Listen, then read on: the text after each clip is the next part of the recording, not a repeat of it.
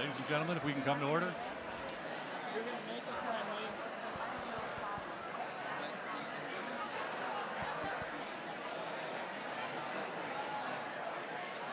Yeah, so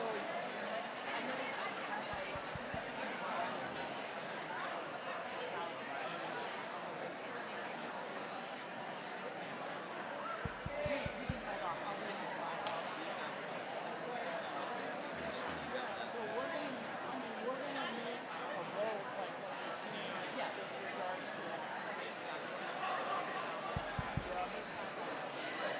Is on? It's not on. Hey, Dave?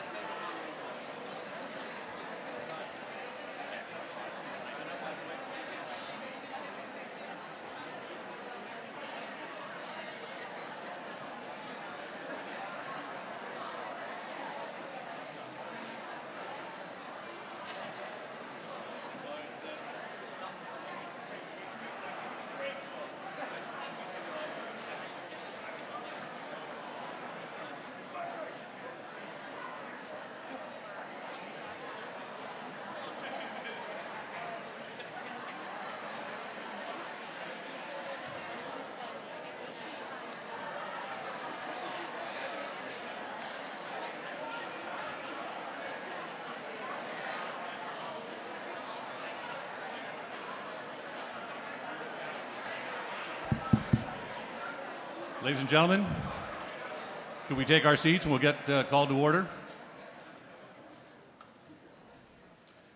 Thank you very much for being here so promptly. We waited a few minutes to help the line clear.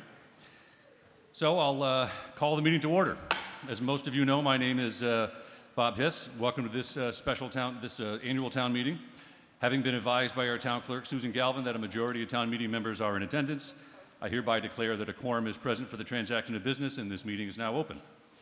In keeping with our tradition, we'll start our meeting with a pledge of allegiance to the flag. Will the membership please stand and join in with me? I pledge allegiance to the flag of the United States of America and to the republic for which it stands, one nation, under God, indivisible, with liberty and justice for all. And if you remain standing for a moment, we have the Milton High School Choir will lead us in our national anthem.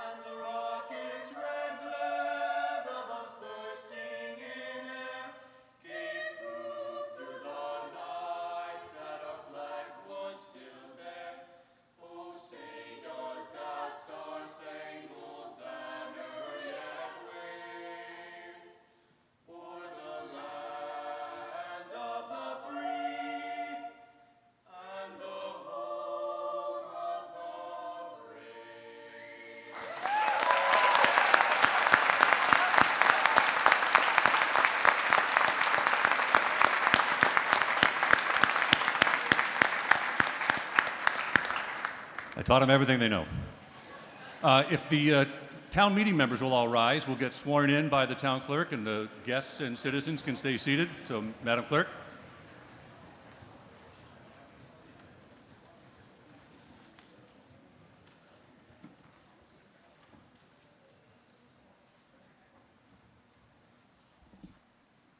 Good evening.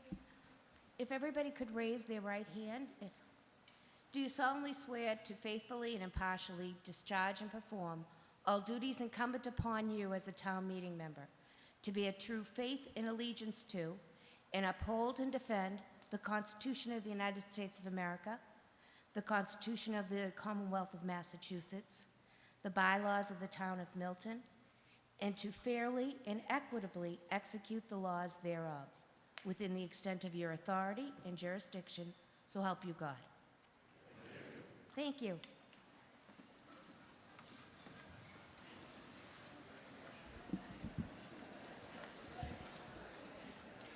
Now with that, we have a number of preliminary short guests and presentations. What I'd like to start off with first is recognize Congressman Stephen Lynch. Congressman, I don't think we've seen you in maybe 4 years, perhaps, pre-COVID, but welcome back, sir, and you're welcome to come up here or go to the center. Thank you.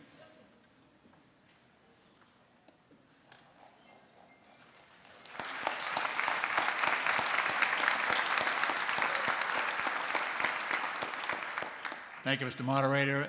Just to refresh everyone's recollection, I have the honor of representing precincts 3, 4, 6, 7, 8, and 9 in the wonderful town of Milton, and I'm very proud to have that honor each and every day in Congress. I also want to recognize and thank my colleagues who are here every day and representing the town of Milton, Senator Walter Timilty and Representative Bill Driscoll and Representative Brandy Fluker Oakley as well. So I thank them for their wonderful work on the state side. I understand there are very, very important matters on the warrant, so I will be extremely brief, but I did want to update you on ongoing activities in Washington, D.C. We are currently in the midst of an evacuation process in Sudan. We've conducted 3 evacuation efforts so far. One was a flight out. We took between 60 and 80 embassy personnel, flew them out to Djibouti. We also have done 2 ground convoys out to the port of Sudan. There are 26,000 U.S. citizens in Sudan, and I would say probably half of those are dual citizenships. So many of them do not want to leave the country. But we do have 5,000 U.S. citizens who have contacted the embassy and who have expressed either expressed a desire for guidance or for assistance in evacuating.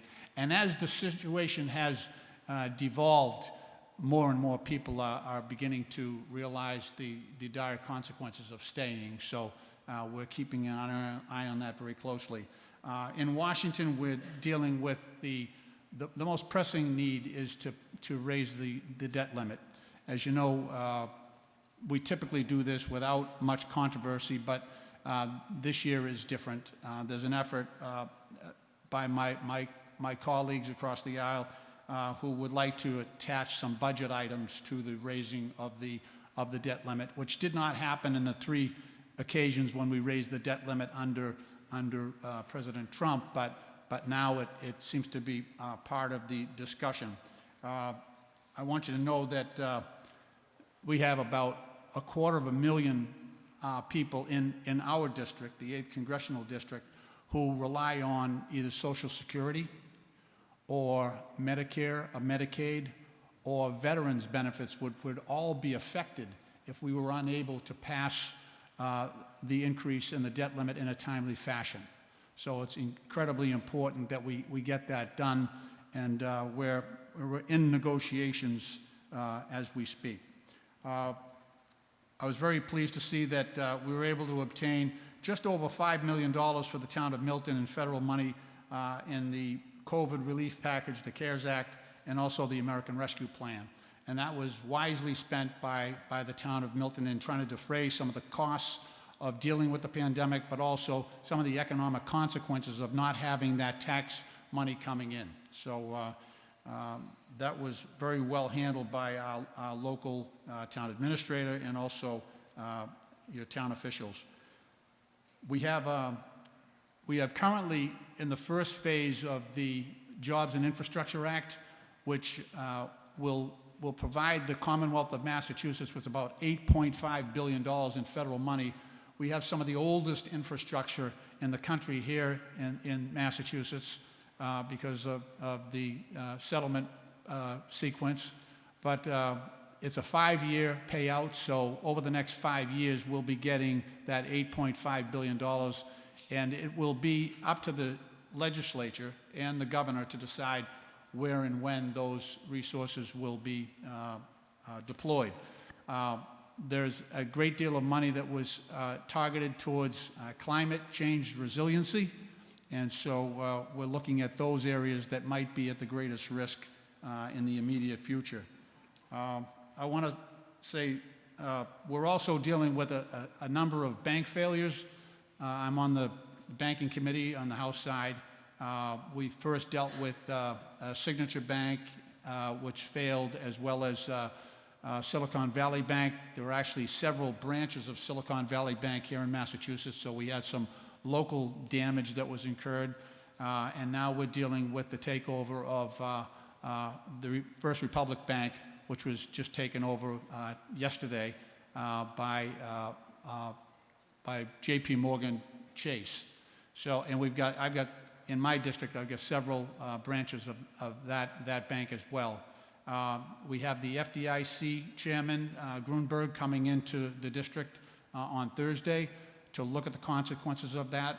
A number of those banks were financing affordable housing projects in our district, not necessarily in Milton, but in our district. So we've got 18 projects that are affordable and workforce housing that are threatened because of the failure of those banks.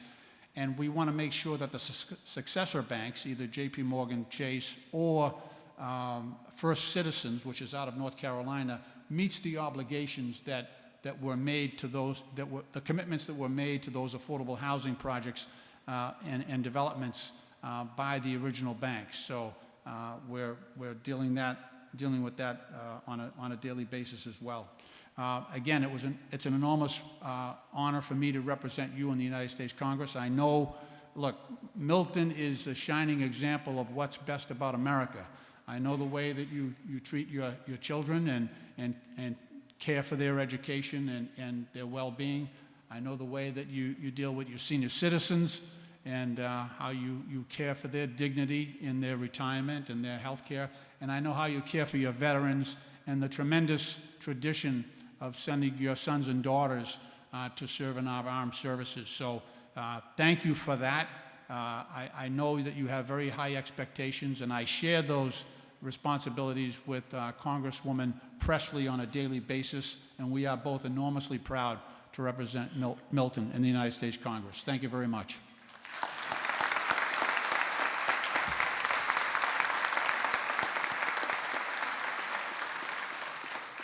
Thank you, Congressman. I'd now like to recognize, is it permanent or interim Select Board Chair Mike Lynch? We'll find out. It's just Mike Zulus. Oh, Mike Lynch, Mike Zulus, pardon me. Thank you, Mr. Moderator. Mike Zulus, Precinct 3 Town Meeting Member and Chair of the Select Board. Hi, everyone.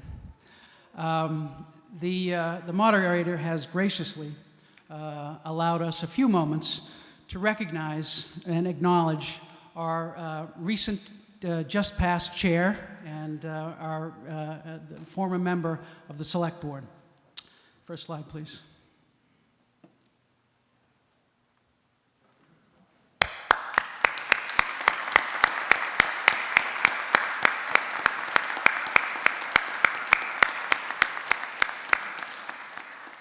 Arthur Doyle has served with distinction for many years. He has served this town in many ways.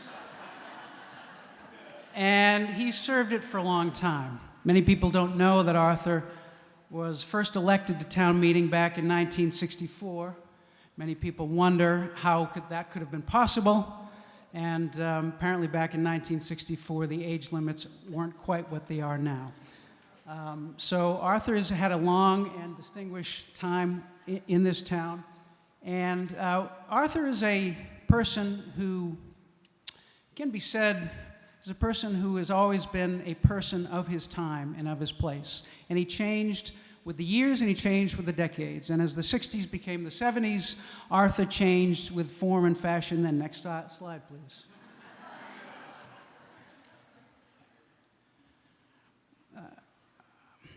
As the years went on, Arthur developed new talents. He developed new relationships. He developed new friendships. And he always changed. And he always tried to improve himself. In the 90s, Arthur had new friends and new talents to expose. And finally, As the new millennium beckoned, the culture and the fashion changed, and Arthur once again changed with it.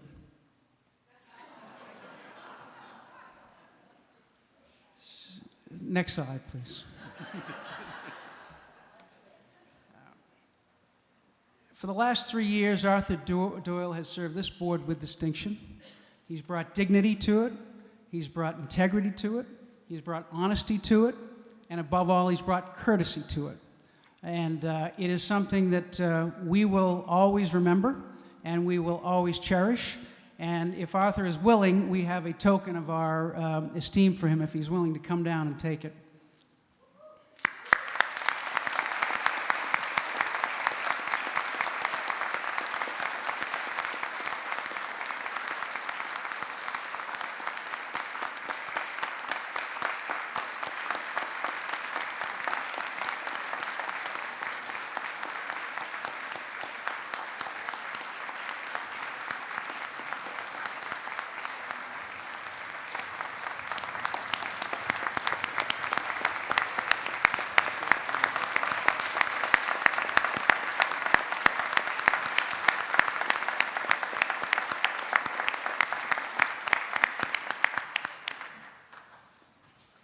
Two other quick acknowledgments from the Select Board. We welcome back for a third term of 3 years, Richard Wells.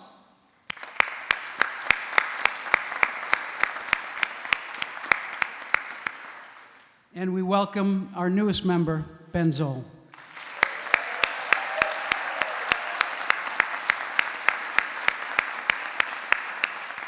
Thank you, Mr. Moderator. Could you also make a statement about our town treasurer while you're standing up, I think? Jim McAuliffe, who I don't believe is here this evening, Jim McAuliffe served this town as treasurer for 14 years. He served it well, he served it honorably, and it was a reflection of the esteem that he was held in by our town, the fact that he was elected 14 times to that role, and he did very well, and so I think he deserves a round of applause from each of us.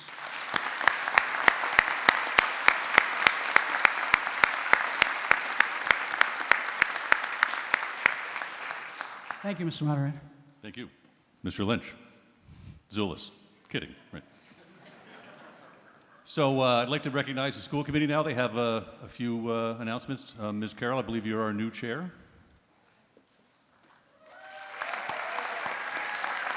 Thank you, Mr. Moderator. Lizzie Carroll, Town Meeting Precinct 3 and Chair of the School Committee. Mr. Zulus, that's a hard act to follow. I don't have slides with exciting pictures on them. But I am pleased to take just a couple of minutes on behalf of my school committee colleagues to recognize a few folks. So I guess I would begin by updating you all who don't know, I'm sure you do, that school committee has been joined by Bao Chu and Mark Loring. Very excited to welcome you both.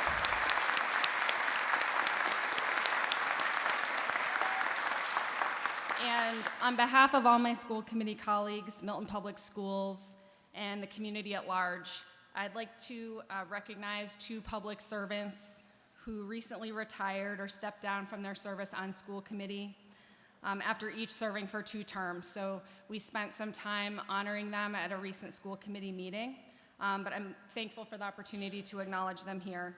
Ada Rosemarin most recently served as our school committee chair and has a long legacy in Milton, especially of working with the Milton Early Childhood Alliance to expand access to early childhood opportunities, including pre-K and full-day kindergarten. Betty White served as our finance subcommittee chair, and prior to her service on school committee, she also served on the capital planning committee and the warrant committee a couple of times. Both Ada and Betty have represented school committee on the school building committee, and thankfully they are both still serving the town as town meeting members. So I'm not sure where you are sitting, both of you, but thank you. Together right there.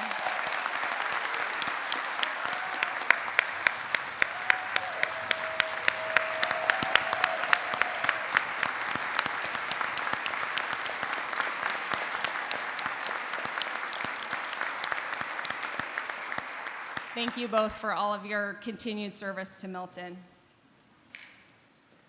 I would also like, since this is our first annual town meeting, in person, I believe, since the transition took place, I'd like to acknowledge Amy Dexter, the finance director for the town, and her service as our assistant superintendent for business affairs. As you all know, and when we present our articles later in the week, you will see Dr. Glenn Pavlicek, our current assistant superintendent for business affairs. I would also like to take this opportunity to introduce Dr. Garth McKinney, who is our interim superintendent through the end of June. And you just wave. People may or may not have had the chance to meet you yet.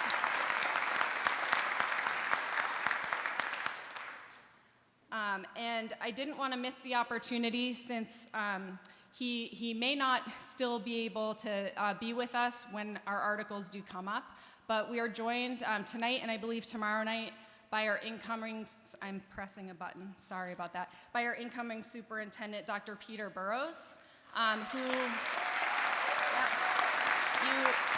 so you may have already had the opportunity to meet Dr. Burrows.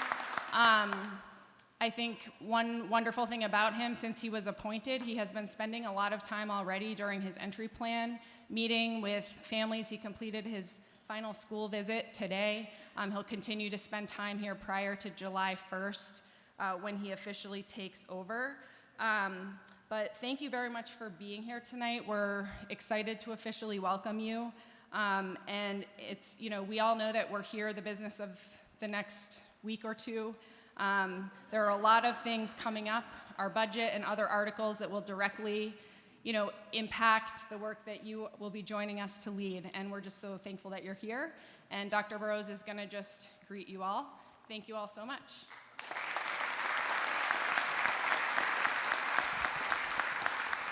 Yeah, I first just want to thank everyone for the incredible warm welcome that I've had over the last few months. I've been coming down a few days at a time to meet with parents, meet with staff, and get to know Milton better. And I have just been astounded by the level of warmth and welcome and really the capacity I see in the town of Milton. When people ask me, you know, why are you moving to Milton? Why Milton? It's been a really easy answer for me because the moment that I got here and started talking to staff and meeting parents, I realized this was a place that is doing the right thing, that continually is working together as a community to put students' needs first, put community needs first. I'm really excited to get started and look forward to meeting all of you. In my first year, I'm going to be out and about a lot. I mean, I'll be out and about a lot beyond the first year, but I'm really going to be making a priority of meeting with community groups, with individuals, to really kind of listen, learn, and better understand where things are, where do we need to invest more energy, and really get moving. I was thinking this meeting was one night, but I guess I was wrong. But looking forward to being a part of this process too. There is incredible leadership at the town level, as you all know, and I'm looking forward in this capacity of working with all of you as well. So lots of great stuff ahead. Thank you again, and we'll be talking again soon.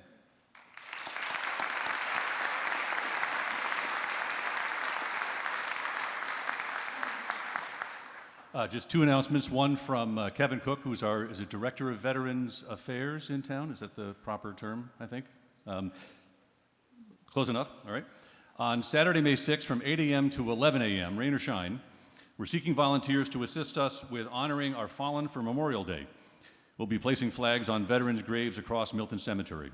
We have 1,800 plus graves to flag, and we'll have sailors from USS Constitution joining us, along with police recruits from the Randolph Police Academy.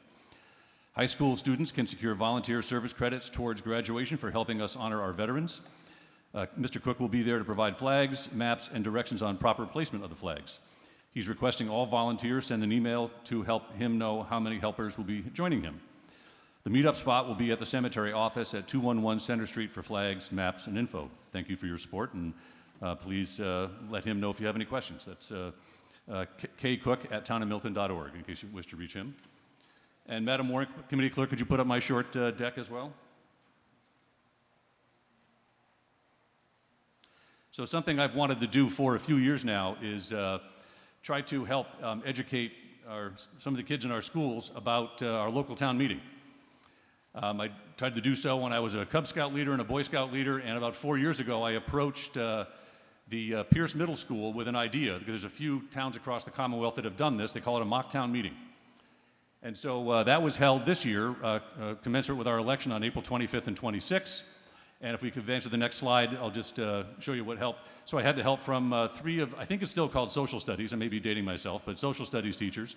Melissa Ullman, Owen McElhaney, the famous Mr. Mac, and Jake Smith. So what they had is, I think the number around 240 kids or so. They held 6 individual mock town meetings in the Pierce Auditorium. They deliberated Article 31 of your warrant tonight. So they took the article home. By the way, we showed them all the articles in the warrant. That's the one they wanted to talk about. Go figure. And here's some examples of just the size of one of them. So Mr. Doyle and I were able to join for the 2nd and the 3rd on Tuesday. And I think that's a live picture of Mr. Doyle. He's wearing his normal tie in that. That's how you can pick him out, not the casual pajama-like garb he's got on tonight. And so, as you can see, if you look at the signs around, we had a town clerk and we had a town moderator. The students had all prepped in advance. They all had their paperwork ready. If we go to the next slide. But when we got to the second class, the moderator was sick. So I got called in for some short relief from the bullpen and stood in. And if I just this is the group here is actually the school committee. So school committee, you may recognize your future selves. And the nice young man in the red shirt, that's town council, spelled with a C-I-L. But you know, we let that go. If we go to the next slide, you may want to know how the vote turned out. Well, I wasn't there for everyone, but I led a voice vote on the second one, and it passed overwhelmingly. We had a standing count on the second one, and it passed by 1 vote, 25 to 12. And then I got this when they did electronic voting, it just failed by a hair. So the students were pretty serious about the deliberations. They came prepared with questions. It was a pretty impressive night, or a couple days. If we go to the next slide. But here's my favorite. I present to you your future town moderator. I'm unsure who this young man is, but I'm clear he's got a great future, and I got to get me one of them bowler hats for a future event. So thank you very much to the Pierce for the support, and a job well done to the students. So.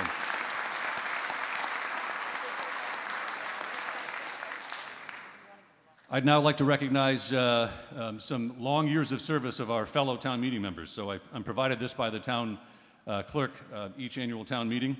I'll read off their years of service as of the day before the election, because not all members were re-elected. But we had Webster A. Collins, elected in 1978, 45 years of service. I believe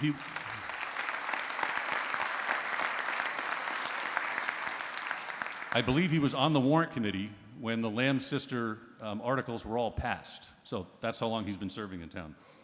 Diane DiTullio Augustino, 1983, 40 years.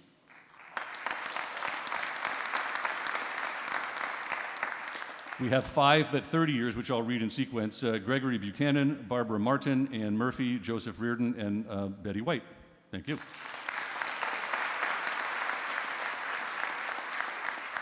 We have 3 at 25 years, Tony Cacello, John Kiernan, and Ada Rosemarin.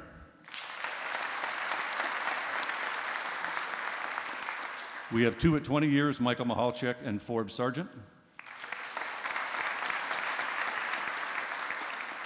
We have 4 at 15 years, Kevin Donahue, Gene Irwin, Kevin Keating, and Claire Keating. And then we have close to a dozen at 10 years, including April Anderson, Brian Burns, Thomas Caldwell, Jay Funling, Brian Furs, Joan Gankarski, Larry Johnson, Genevieve Martland, Terrence McNeil, Kevin Mern, Kathleen O'Donnell, and James Anthony Quinn. Thank you all very much for your years of service.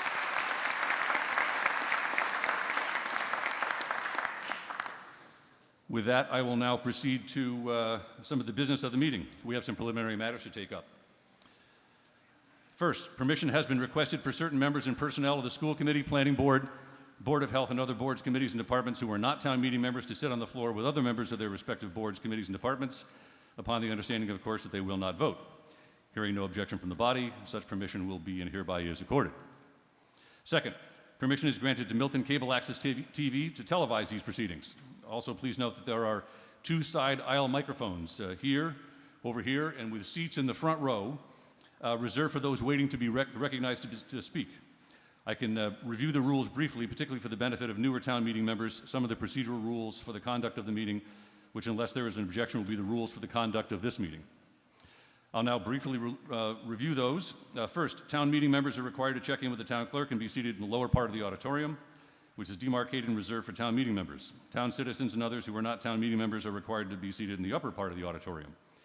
Second, any town meeting member wishing to speak to any article or pending related matter will first go to the nearest microphone, and upon being recognized by the moderator will identify herself or himself by giving his or her name and precinct. If you've not been recognized by the moderator, you're not permitted to speak to the meeting.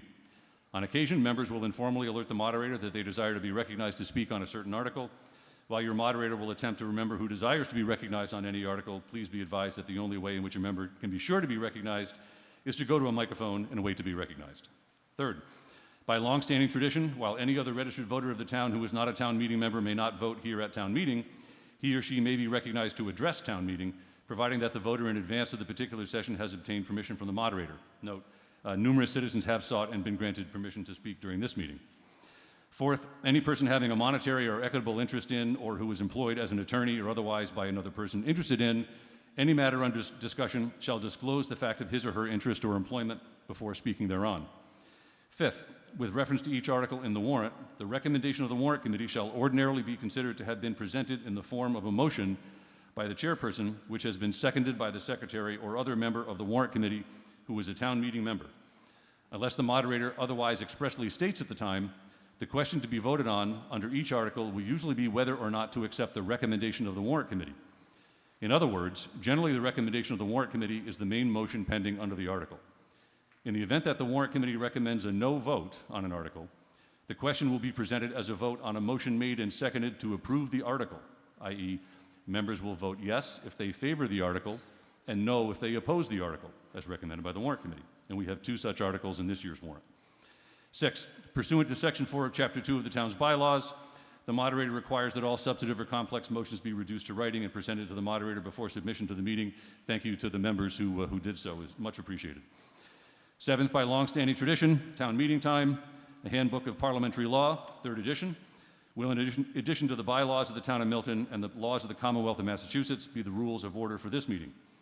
8th, any member desiring to show slides, make a PowerPoint presentation, or any other visual material before the meeting must make appropriate arrangements and inform the moderator, and thank you to those who did. 9th, members are urged to obtain all information needed by them prior to the meeting. However, by tradition, the moderator will recognize any town meeting member for the purpose of requesting additional information relevant to the matter under consideration. All such requests must be directed solely to the moderator, who will attempt to ascertain the most appropriate official who should answer such an inquiry. Answers will not be provided while the member still has the floor, in order to prevent the temptation to cross-examine the person providing the information, which is not permitted. However, the moderator will separately recognize a member once for the purpose of posing a follow-up question. Sometimes the information is not available or is not immediately available, and the request for information will simply not be fulfilled. 10th, when it is announced by the moderator that the meeting will proceed to vote, debate will be closed and the pending question will be put to the town meeting. 11th, upon taking the question, the sense of the meeting shall be taken by the voices of the town meeting members, and the moderator shall first announce the vote as it appears to him by the sound. If the moderator is unable to decide by the sound of his voice, or if his announcement made thereupon is doubted by 7 town meeting members arising in their places for that purpose, the moderator shall request the town meeting members to be seated and shall appoint tellers. The question shall then be distinctly stated, and those in the affirmative and negative respectively shall be requested to rise and stand in their places until they are counted by the tellers, who shall report their count to the moderator, who thereupon shall announce the vote. If the vote is further doubted and 25 town meeting members arise in their places and ask for a division of the meeting by the taking of the yeas and the nays, then the roll of the meeting shall be called in alphabetical order by the town clerk. And each town meeting member shall rise in his or her place and answer yea or nay when his or her name is called, and the moderator shall announce the vote. No town meeting member shall be allowed to vote after the vote is declared. 12th, no vote shall be reconsidered at the same meeting except upon a motion made within 1 hour of the adoption of such vote, unless by 2/3 vote. provided that the time which elapses during any adjournment of the meeting shall be excluded in. 13th, because of the constraints of state law pursuant to Proposition 2.5, the budget articles as recommended by the warrant committee to this town meeting are at the maximum tax levy limitation permitted by state law pursuant to Proposition 2.5. While the moderator will entertain motions to amend budget articles upward, the town's total appropriation may not exceed the Proposition 2.5 limit.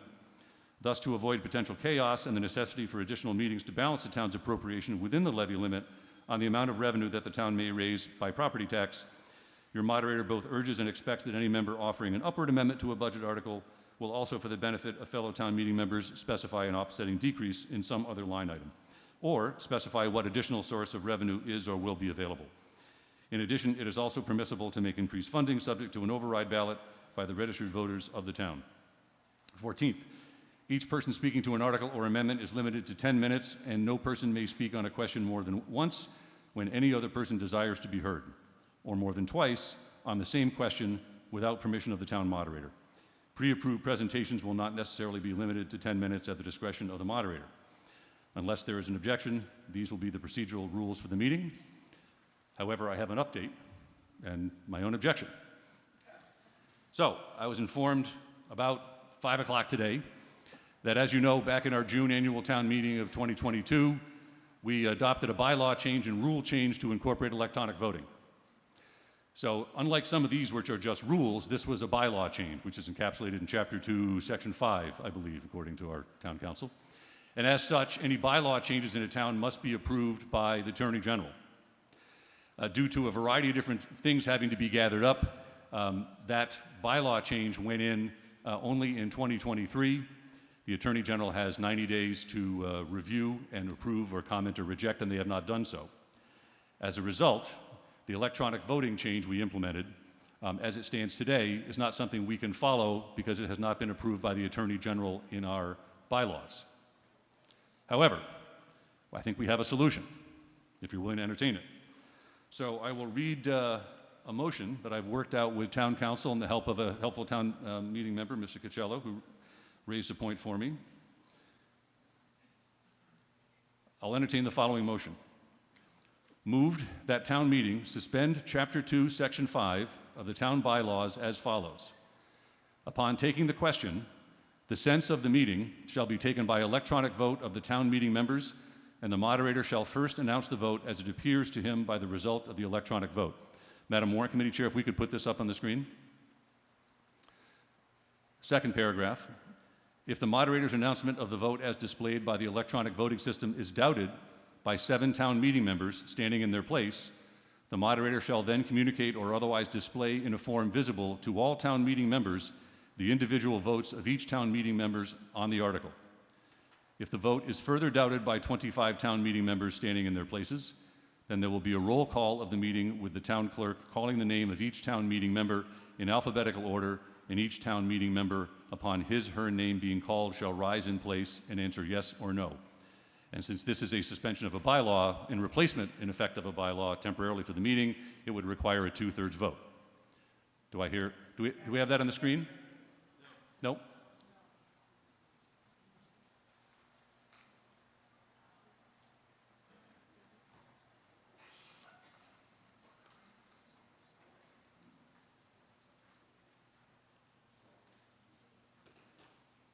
Hey, Rob, might you be able to help her just get up on the screen?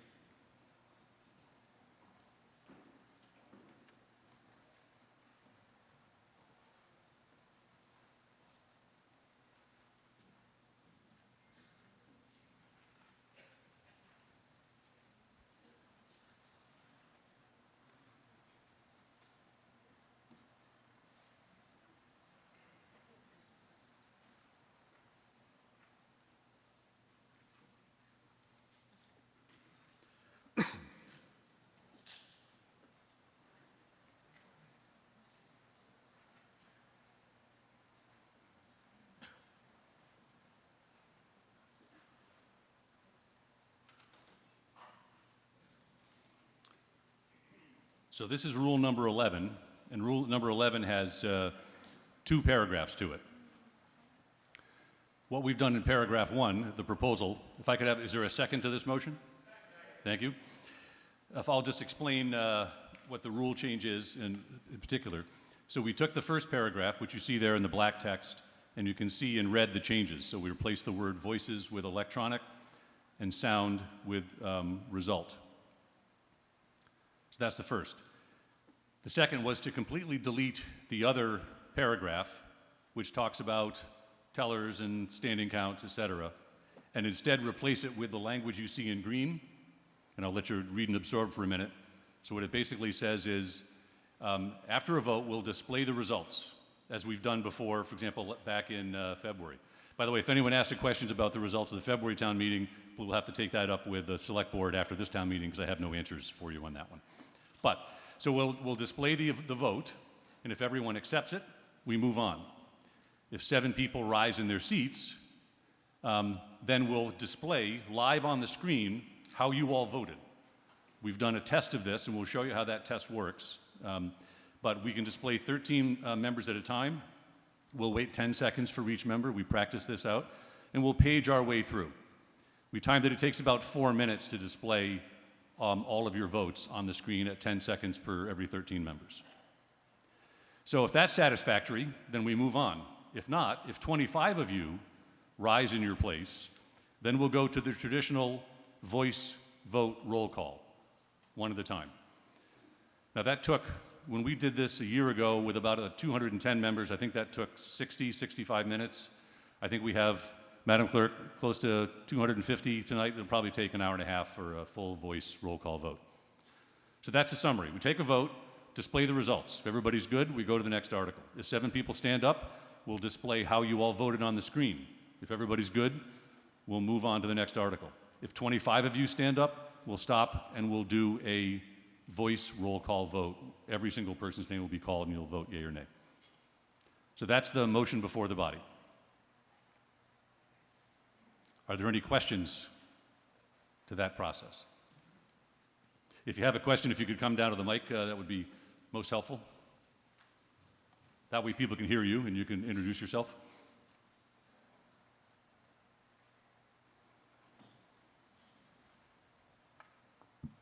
Hi, I'm Liz Dillon from Precinct 6. Can you just explain again that procedural history? I was listening to you, but I missed exactly what happened with the Attorney General. Thank you. Yes. When a town makes a change to a bylaw, it first has to be approved by town meeting. Then the exact language is documented by the town clerk, and along with other results of the town meeting is forwarded to the Attorney General for approval. The Attorney General then has 90 days to respond. Unfortunately, due to a number of apparent delays, we are inside that 90-day window, so we don't have a reply back on the electronic voting bylaw change made in June of 2022. Okay. Oh, sorry. Thank you. Welcome.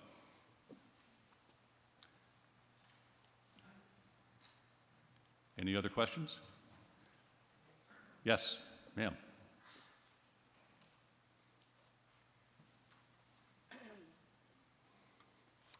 Thank you, Mr. Moderator. Diane DiTullio Agostino, Precinct 9, recovering from 9 weeks ago of COVID. So bear with me as I'm... Yes, ma'am. And I do appreciate it that the school department, even though Bill Ritchie retired last Friday, that they did still put through the circulation for us all to stay healthier in the auditorium. So one for Bill Ritchie that we forgot.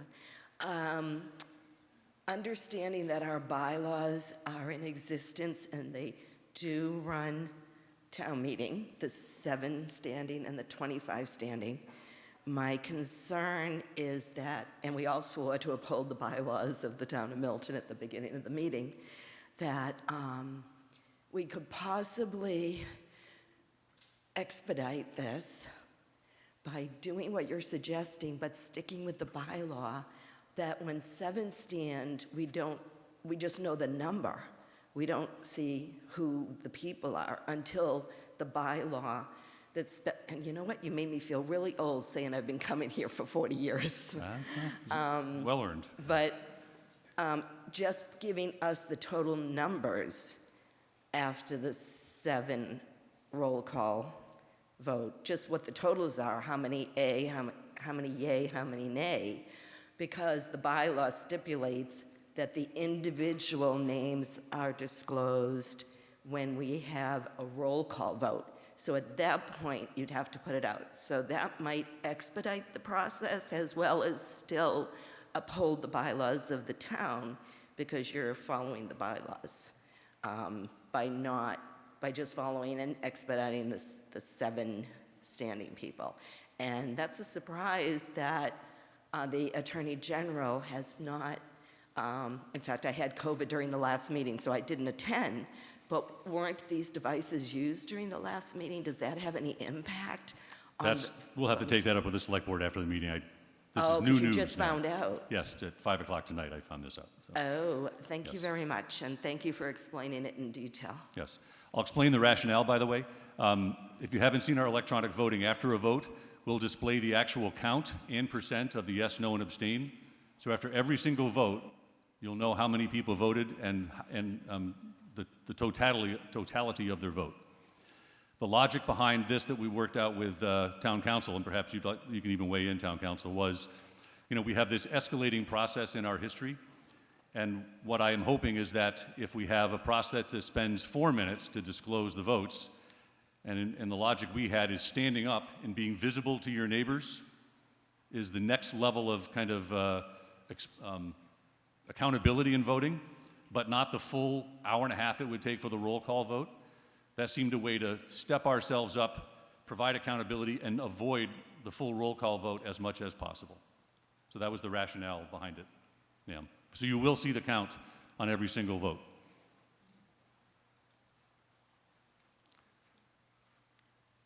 Unless there are no other questions, I will call for a voice vote, since we can't implement electronic voting yet. All in favor, please signify by saying aye. Aye. Opposed, no.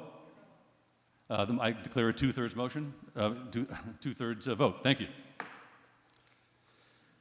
So with that, certain matters coming before the town meeting require a two-thirds vote. In accordance with Chapter 448 of the Acts of 1996, I will entertain the following procedural motion which allows the moderator to declare that a two-thirds majority vote has occurred. The motion is, on matters requiring a two-thirds vote by a statute, count need not be taken unless the vote so declared is immediately questioned by 7 or more voters as provided in General Laws, Chapter 39, Section 15. If someone would say so moved. Is there a second? Then all in favor of this motion, please signify by saying aye. Aye. Opposed, no. I declare unanimous. Some observations of this meeting. This year we will have several articles that will require a two-thirds vote. I'll inform you of those before we vote on those motions. I think with that, we will proceed now to the, pardon me, let me just talk to town council.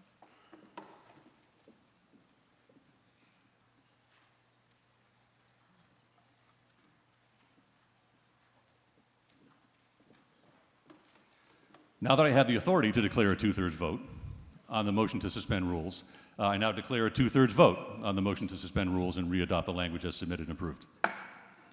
With that, we'll now proceed to, unless there's any other matters before the body, we'll proceed to the consent agenda. And actually, before doing that, I thought we'd run a test of electronic voting. So you all have your clickers out. If we could display the electronic voting software up on the big screen. So here's your test question.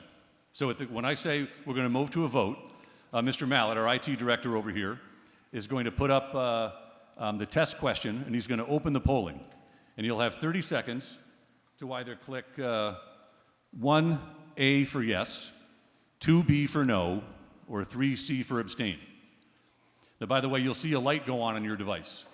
That light is not just a recognition that you pressed the button. That light is actually saying, I pressed a button, I transmitted a signal to a receiver we have up here. That receiver captured your vote, recorded it in the software, and the receiver is communicating back to you, I got your vote. So that's, when you see the light, that's your acknowledgement that the device has captured your vote. During your 30 seconds, you can change your vote. You can vote as fast as you can click within the 30 seconds. But the last thing you press is the vote that'll get recorded when the timer ends at 30 seconds. We all ready? Okay. Mr. Mallett, we can open the poll. You'll have 30 seconds.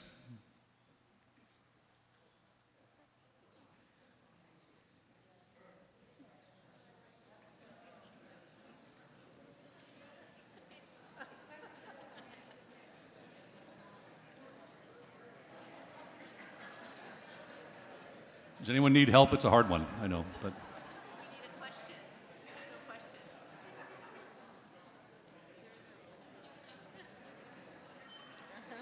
And there are the results. So now I'll explain on the results. By our tradition and by bylaw, we ignore abstentions. We ignore votes of people who are absent. We ignore people who don't press anything, and we ignore abstentions in the vote in the denominator, the vote count. So the only thing I'm going to look at on the vote count are the yeses and the nos.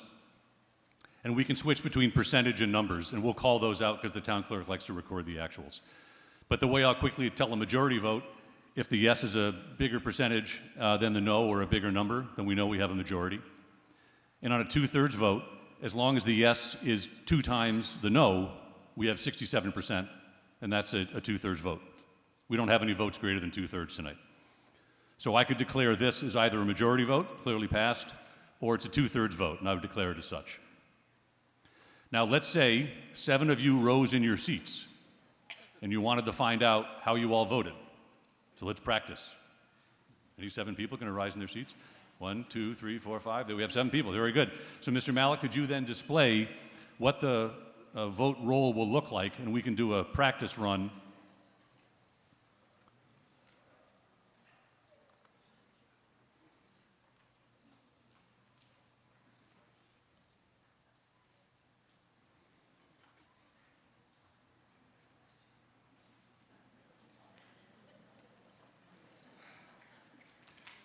You'll have to switch displays. It's display settings up at the top. There we go.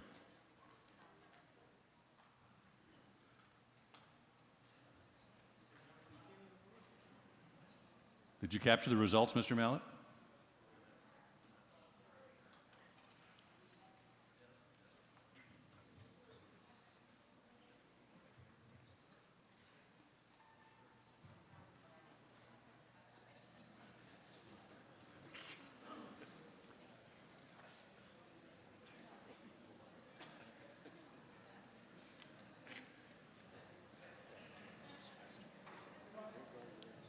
Yes? Do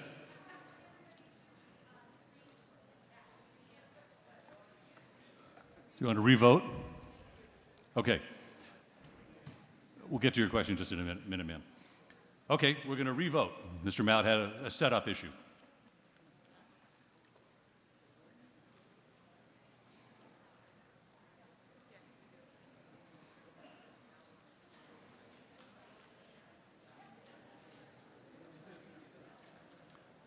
Okay, you can see the results. It both passes by majority and 2/3.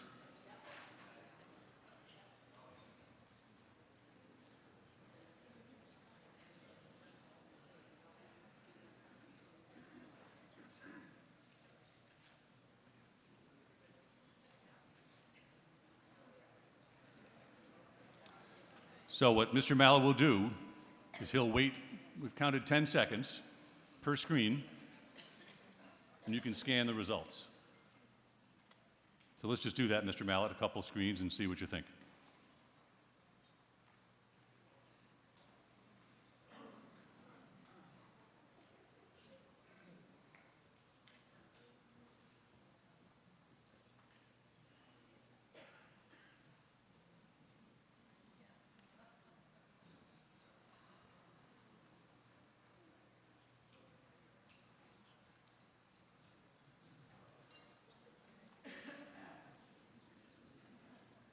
So that's the process. You can keep going, sure.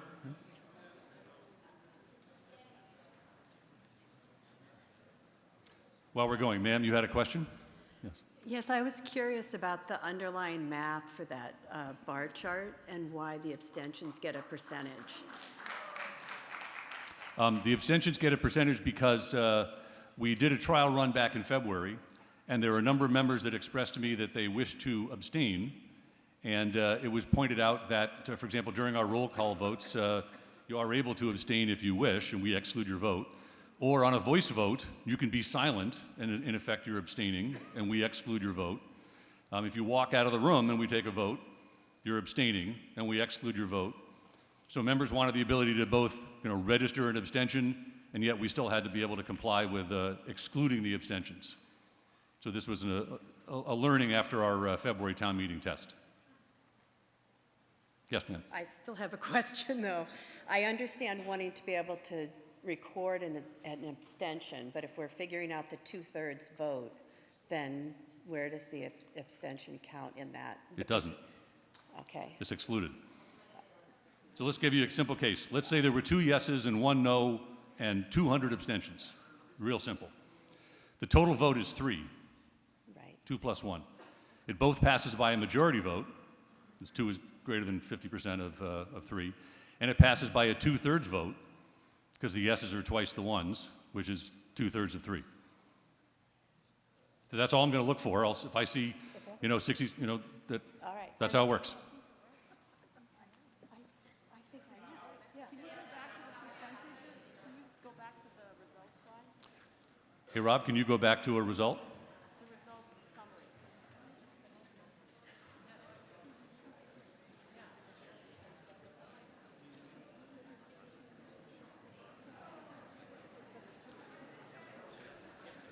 So what you can see is there's the count.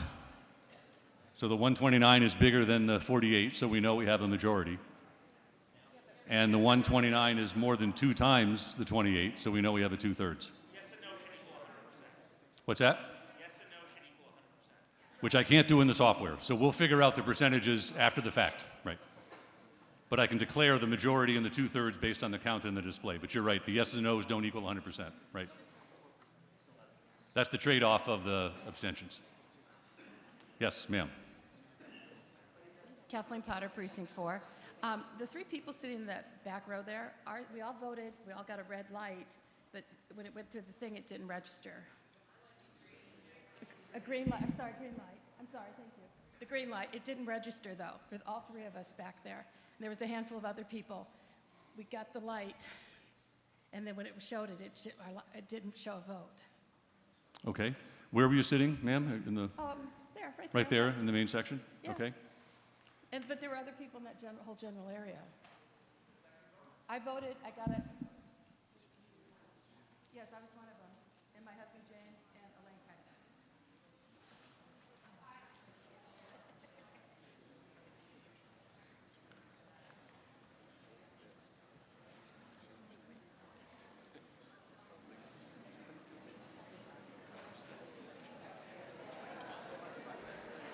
Why don't we just check your device, ma'am?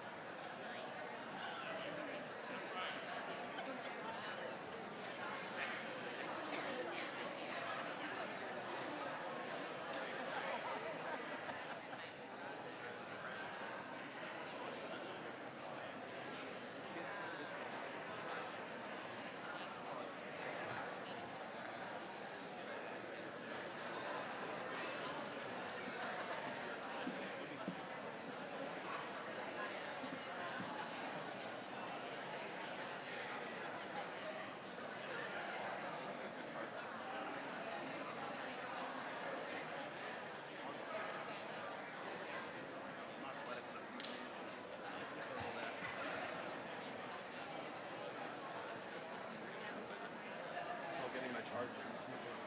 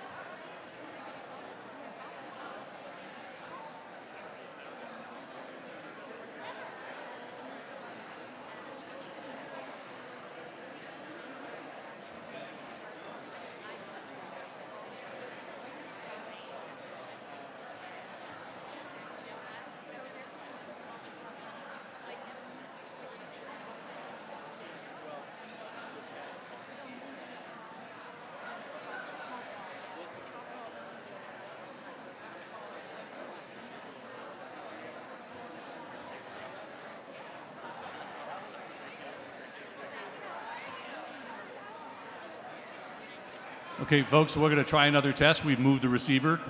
I think with all the bodies in here, we want to make sure it is able to pick up your votes. So when Mr. Mallett comes back, we'll run another test.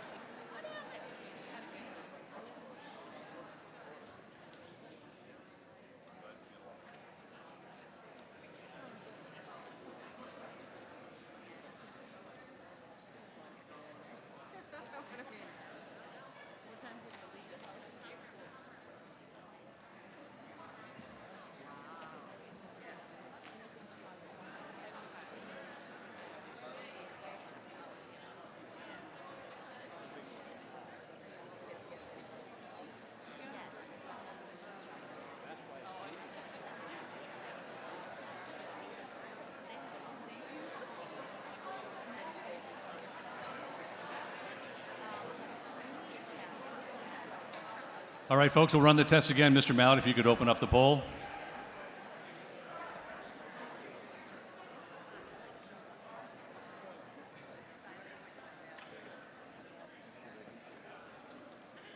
All right, if you could hold your clickers up and record your vote.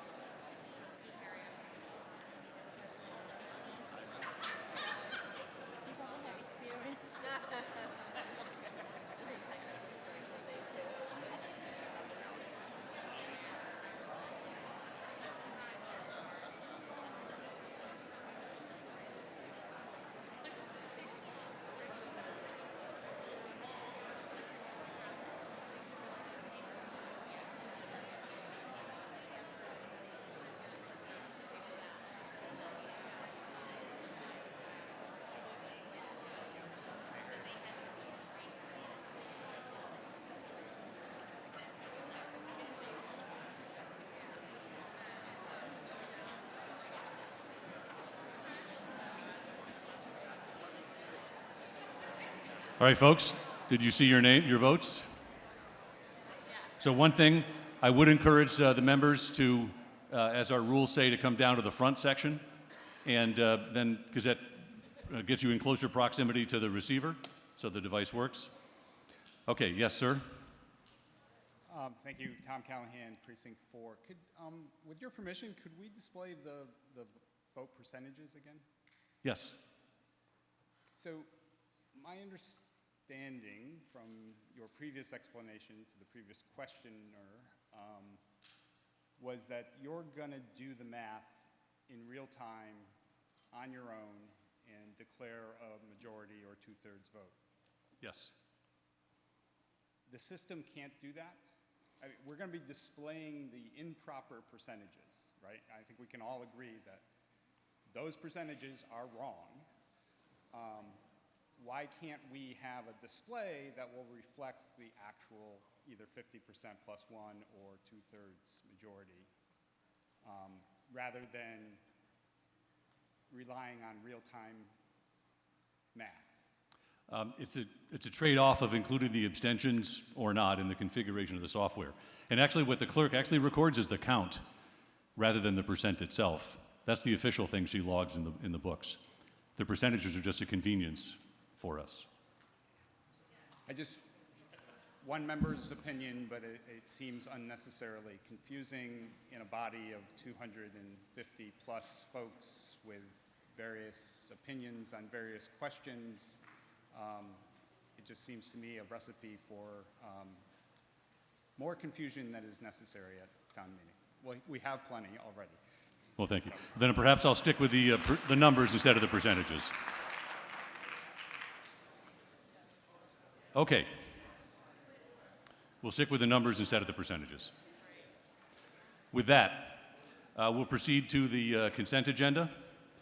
Now, we did have a lot of new members here last night, but I'll refresh the members' recollection of how the consent agenda works.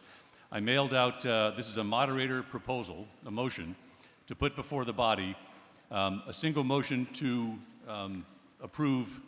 I put 27 potential articles in here. I made the decision based on past history of whether we have contention, presentations, or questions, whether we typically get an overwhelming vote. And this year I spoke to the warrant committee chair and some of the budgetary authorities in the town, and they said we had somewhat, pardon me, budget harmony, let's say, that there wasn't a contentious process to achieve the budgets, and those have typically led to approval of the budgets. I took some of the larger ones out that are typically want discussion, like the school budget, but left most of the others in. The way this works is I will read each row on the consent agenda, and if any 5 of you raise your hand who are town meeting members, and perhaps you could also hold up your clicker so I know it's not a citizen perhaps doing it. If I see 5 people raise their hand, I'll strike it from the consent agenda, and we'll take it out of the agenda and we'll just address it in its normal sequence in the warrant. If I don't see 5 hands, it'll stay in. We'll read through all that. I'll then go, after we're done reading all of them, I'll confirm which ones are in and which ones are out, and then we'll take one vote, and it'll require a 2/3 vote because we have some 2/3 articles in there. Is that clear? Okay. Article 2, authorize the treasurer to collect taxes submitted by the select board. Okay, it's confirmed. Article 3, authorize treasurer to enter into compensating balance agreements submitted by the select board. Looks confirmed. Article 5, audit appropriation submitted by the select board. Looks confirmed. Article 6, union wage set-aside appropriation submitted by the select board. Confirmed. Article 7, employee benefits appropriation submitted by the select board. Confirmed. Article 8, unemployment appropriation submitted by the select board. Confirmed. Article 9, Chapter 13, position classifications and wage increases submitted by the Personnel Board. Confirmed. Article 10, public safety appropriation submitted by the Select Board. I see one. I think I just see one. 2. 1, 2, 3. There's 5. Okay, that will strike Article 10. Article 11, general government appropriation, submitted by the Select Board. See, 1, 2, just 2? Okay. Are there others? I just saw the 2 right here. Okay, that's confirmed then. Article 15, boards and committee appropriations, submitted by the Select Board. That seems confirmed. Article 18, public works appropriations, submitted by the Select Board. That seems confirmed. Article 19, water enterprise fund appropriation, submitted by the Select Board. That seems confirmed. Article 20, sewer enterprise fund appropriation, submitted by the Select Board. Confirmed. Article 21, stormwater enterprise fund appropriation, submitted by the Select Board. I think that's confirmed. Article 23, appropriation for water system improvements, submitted by the Select Board. I think confirmed. Article 25, health and sanitation appropriation, submitted by the Select Board. I think confirmed. Article 26, library appropriation, submitted by the Board of Library Trustees. I think confirmed. Article 28, cemetery appropriation, submitted by the Board of Cemetery Trustees. Confirmed. Article 29, Parks Department appropriation, submitted by the Board of Parks Commissioners. Confirmed. Article 34, Blue Hills Regional Technical School appropriation, submitted by the Select Board. Confirmed. Article 35, Consolidated Facilities appropriation, submitted by the Select Board. Confirmed. Article 36, Interest and Maturing Debt appropriation, submitted by the Select Board. Confirmed. Article 38, Stabilization Fund appropriation, submitted by the Select Board. Confirmed. Article 39, Other Post-Employment Benefit Trust appropriation, submitted by the Select Board. Confirmed. Article 40, Reserve Fund appropriation, submitted by the Select Board. Confirmed. Article 42, Revolving Fund appropriation, submitted by the Select Board. Confirmed. And Article 45, Authorize Select Board to accept easements, submitted by the Select Board. I think that's confirmed. So with that, I'll just read through again. We will include in the consent agenda Articles 2, 3, 5, 6, 7, 8, 9. I have withdrawn 10.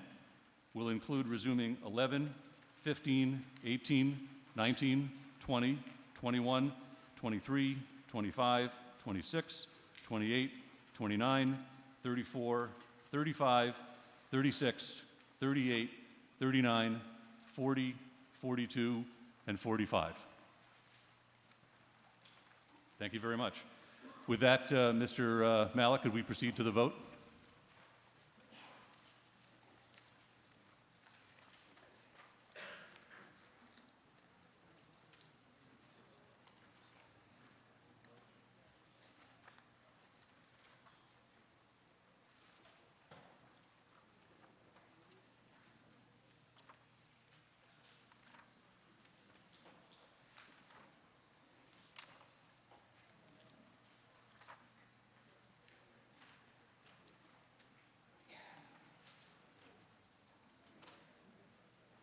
And if we could also put the count up for the town clerk. I declare a 2/3 vote on the consent agenda by a vote of 237 to 3. Thank you. Before we proceed to Article 1, I'd like to make a few moments to hear from our chair of the Warrant Committee, Mr. Humphreys, who will give us a sense of the Warrant Committee's deliberations this past year. Mr. Humphreys. Good evening.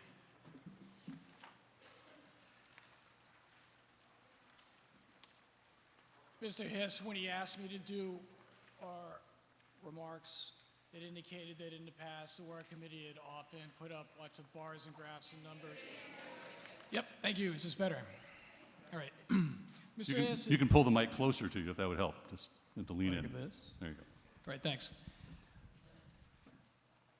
He had said that in the past been presentations, lots of bars, graphs, numbers, etc. I'm not going to do that. We put a lot of effort into the warrant that is in front of you.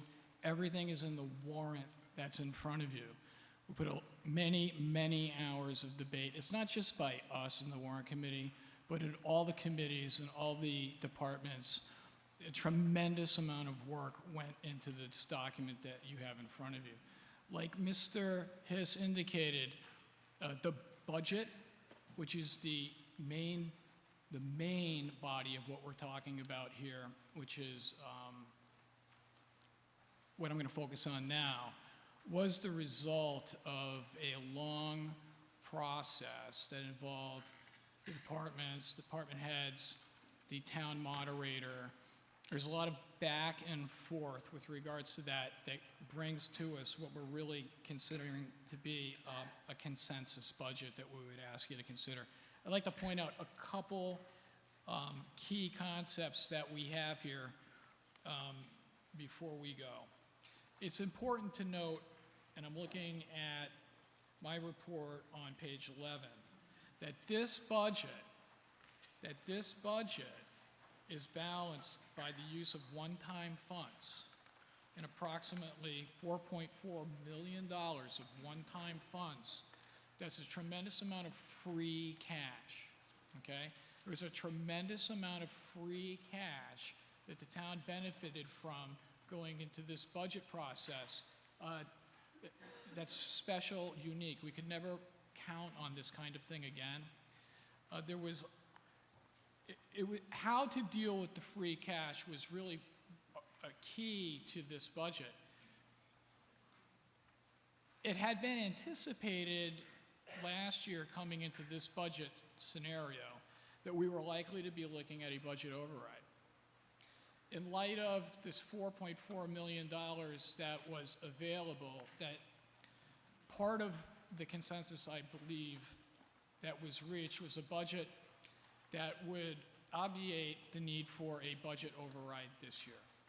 So you're going to see in this budget where the $4.4 million of free cash is allocated, oftentimes for positions, which will now become recurring. So please, in your deliberations, note that. For instance, we're seeing that approximately $970,000 of free cash is being used for needs-based department budget requests, including a lot of positions. Now, it's important to note that these positions are going to be recurring, and they're going to be recurring in budgets going forward. One of the ways that we looked at this is that, like that song from the old days, that these are the people in your neighborhood, okay? That these are people that we rely upon in our town to take care of business. In order to sort of hit that theme, I'm going to quote from some of our thoughts with regard to the school budget and sort of the philosophy behind what we're trying to support here with regards to the school budget is the kind of philosophy that we were looking at with regards to the budget on the whole. Is that we saw that here, and this could apply to any department, the Warrant Committee was satisfied that the personnel, that the school department, but add any other department, fire, police, consolidated facilities, wherever these people show up, that these people that were requested were appropriate to deliver the services that are needed, in some cases desperately. We spoke in our comment with regards to the schools, and with regards to some of the challenges that our children are facing and the needs that need to be addressed now in order to help them out. So that's what I'd ask you as we proceed to look for, to pay attention. That's one of the big themes that you're going to see in this budget that I wanted to point out. And so with regards to that. And in closing, would you please place your seats in a full upright position and put your tables up, and let's prepare for pushback. Thank you. Thank you, Mr. Humphries.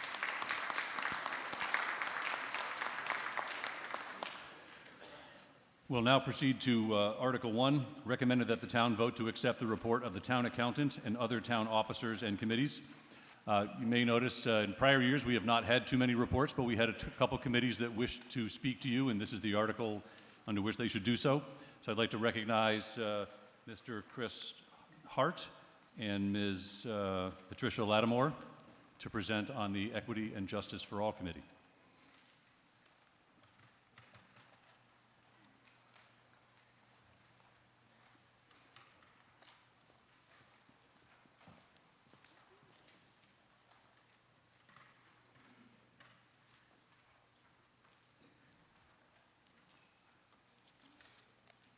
Presentation is not on this computer here. You have to look backwards. Okay. Well, okay. Next slide. Maybe I'll see. Oh no, go back for a minute. Sorry about that. My name is Patricia Lattimore, and I'm the co-chair with Chris Hart, who's going to present with me of the Select Board's Advisory Committee on Equity and Justice for All. We wanted to present to you today to just give you a quick update on the work of the committee and also talk a little bit about the next steps. Next slide. As many of you might know, the committee was established in October of 2020, and our charge was very broad in a way, but I'm going to read this because I think it is really important. It was the charge was to review town policies, procedures, and budgets for the purpose of advancing equity and justice for all, with a focus of eradicating from the town of Milton oppression, racism, injustice, and violence against people of color, including without limitations, immigrants of color. And we were asked to report back to the Select Board on a periodic basis, but to come up with our final report in 18 months. Next slide, please. So you may ask who were the people who participated on this committee. I'm not going to read the names, but hopefully you know some of them, and we think that we had a very good committee. There were 12 of us who participated, and as you can see, we came from a variety of places. Next slide, please. What I'd like to talk about next is the activities that this committee went through from October of 2020 to April of 2022. The first thing we did was to really try to figure out what our scope would be. And as you can imagine, there were lots of things we could have focused on, and I'll tell you up front that we were not able to cover everything because no committee can do that. But we did create 4 areas that we said we think we could make some difference in. And they were affordable housing, town government, school, youth and family, police and fire. And so we went about doing a lot of in-depth research on those 4 areas. And when I say research, what I mean by that is we reviewed publicly available documents that included policies and procedures, contracts, and also statistical information, among just a few things. We also interviewed key stakeholders and experts, and that was very helpful for our committee. We provided to the Select Board an interim report in April of 2021. We went back and thought that we should really get a better understanding of what citizens in Milton felt about these issues. And so we conducted a survey in the fall of 2021.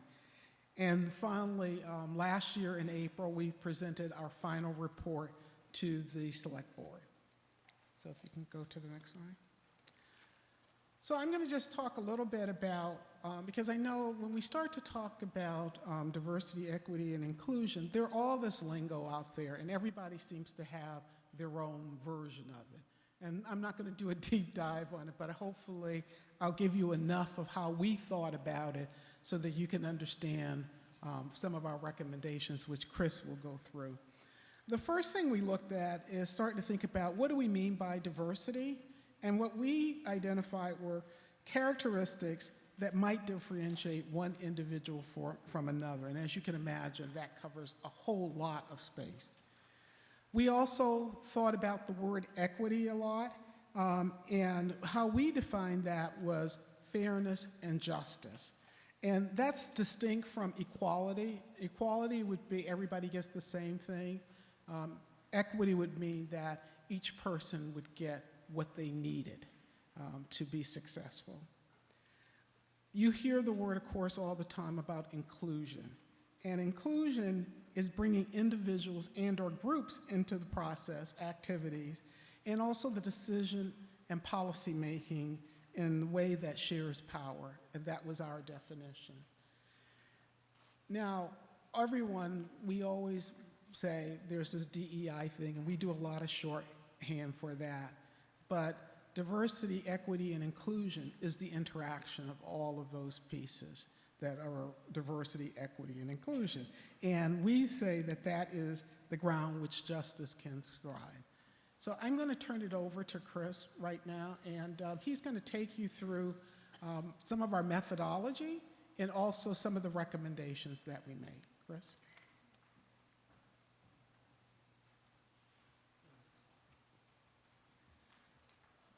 I'm going to start with an editorial, which is to say this was an excellent committee to work with, and Pat was a wonderful co-chair, and I'm very, very proud to have worked on this work, which I think was long overdue, and very, very happy to be standing here before you to talk about it. And by the way, everybody received a copy of the report, I think, several months ago, so if you haven't read it yet, I hope this is an incentive to do so. So Pat's talked about the work that we did as a committee to identify what we wanted to focus on and how we were going to go about doing it. One of the things we realized in the process of doing this work is that we really didn't have a grounding for what people in the town thought. And so we spent some time putting together, designing, crafting a survey that we tried to have distributed around town as much as possible. We administered the survey in October of 2021 for about a period of a month. And the purpose of the survey was to understand residents' perspectives regarding a variety of DE&I issues, as well as the steps and potential recommendations of the committee. By this point, we had already given a preliminary report to the select board. And so some of this was also checking our own predispositions and our own work with what residents of the town thought. 571 Milton residents completed the survey. And the survey categories themselves reflected our area of focus. Next slide, please. So these were the results of the survey. I'm going to read these. And you can see in more detail in the report some of the context around each one of these bullet points. So the first result was that there's widespread agreement that Milton is generally unaffordable, and also that Milton must do better to provide affordable housing. Remember that affordable housing was one of our 4 areas of focus. The second was that there's strong support for increasing the diversity of police and fire departments. And I should say I spent a lot of time talking to Chief King and Chief Madden over the course of the year, and I know that that was something that they both cared about quite a bit. There was strong support for police using body cams and for the diversion of police funding to support youth, substance abuse, and mental health programs. Except for those who've lived in Milton for more than 50 years, respondents largely do not believe that Milton has a sufficiently diverse town government. There was significant variation between respondents who have lived longer in Milton, with longer-term residents reporting more agreement that the town treats residents fairly. Most respondents reported not experiencing discrimination in the town, but for those who did, discrimination on the basis of race was most often cited. And then finally, a majority of residents agreed that race was an issue and that the town is racially segregated. If it sounds sobering, it is sobering, and I think it gives this town and this body in particular quite a bit to think about.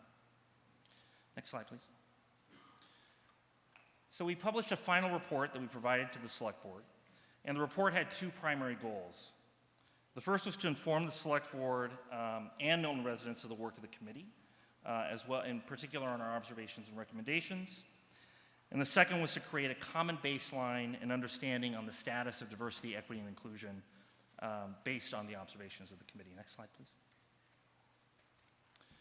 So there were three key observations. There were other observations, but these are the three key observations. The first is that there was a lack of a formal commitment to DE&I within Milton. And what I mean by formal commitment, there were no real policies, there were no real procedures, there was really nothing that made it clear that DE&I was important to the town. The second is a lack of diversity within town institutions themselves. And the third is that historical patterns have created obstacles to Milton's progress on DE&I, such as, again, affordable housing. Next slide, please. So based on these observations, the committee developed 4 key recommendations, as well as others. The first was the creation of a town-wide DE&I statement and policy. The second was a creation of a standing DE&I committee appointed by and accountable to the Select Board with responsibility over DE&I issues.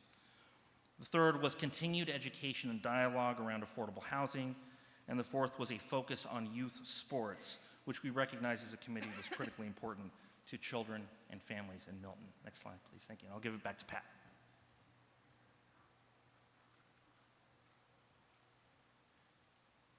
So now we're at the, where are we at today? And because you've seen the key recommendations. These are not the only recommendations, but they are the critical ones that Chris just talked about. And what are our next steps and what we hope to accomplish? The town has adopted a town-wide DEI policy statement, and that was done by the Select Board last year in the spring. It also created a new charge for a permanent Equity and Justice for All Committee. And we're in the process now of trying to construct that committee. And what we're asking is for folks to join with us on that. If you're interested, or if you know people who are interested in being a member, we encourage everyone to apply. And then finally, our hopes and expectation is that the report, which you did receive, is fairly large, but there is a very nice, I think, just a few page summary. So if you have just a few minutes and just could spend some time reading through that, if you haven't, that would be appreciated. But one of the pieces that we hope is that the next committee, the permanent committee, would actually spend time implementing the recommendations of the initial committee, and also look at areas that we did not, as the initial committee, have an opportunity to address. And so that is the conclusion of our report, and so thank you for your time.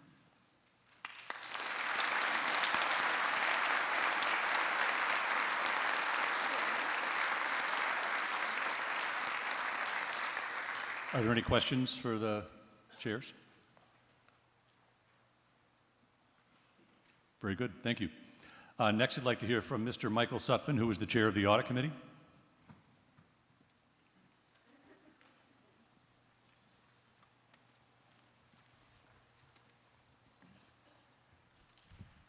Thank you, Mr. Moderator.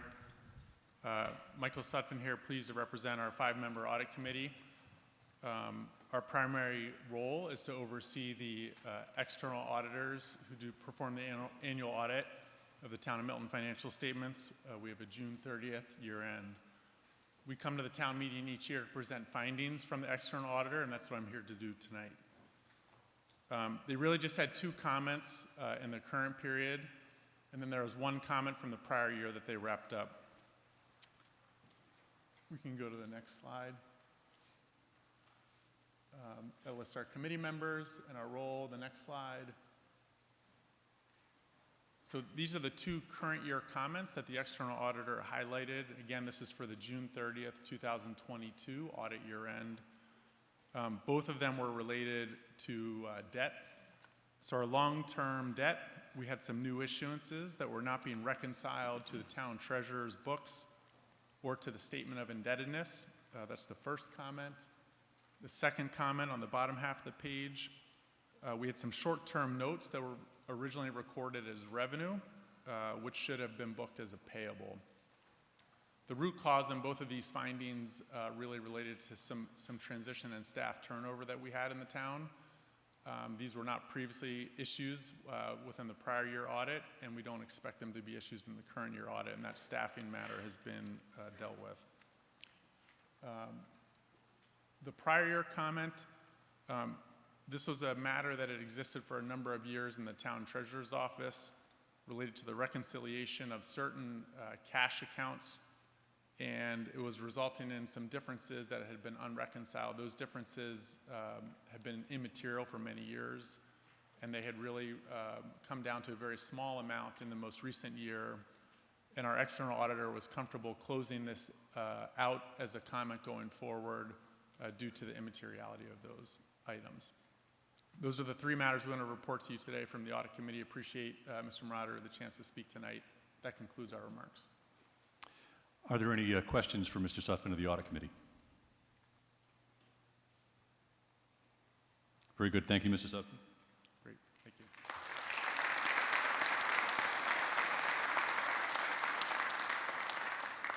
Anyone else wish to speak to Article 1? Seeing none, if we can go to the poll.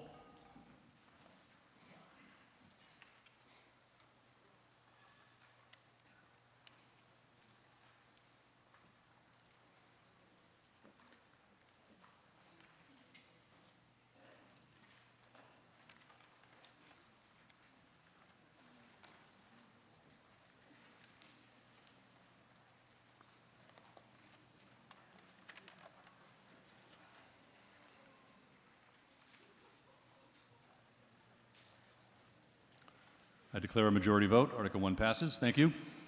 Article 2 was passed by consent agenda. Article 3 was passed by consent agenda, so we'll proceed to Article 4. Recommended that the town appropriate the sum of $5,707,222 to fund the capital projects listed below. The recommended funded capital items are $4,505,372. The non-bonded capital items, $1,201,850 for a total of $5,707,222.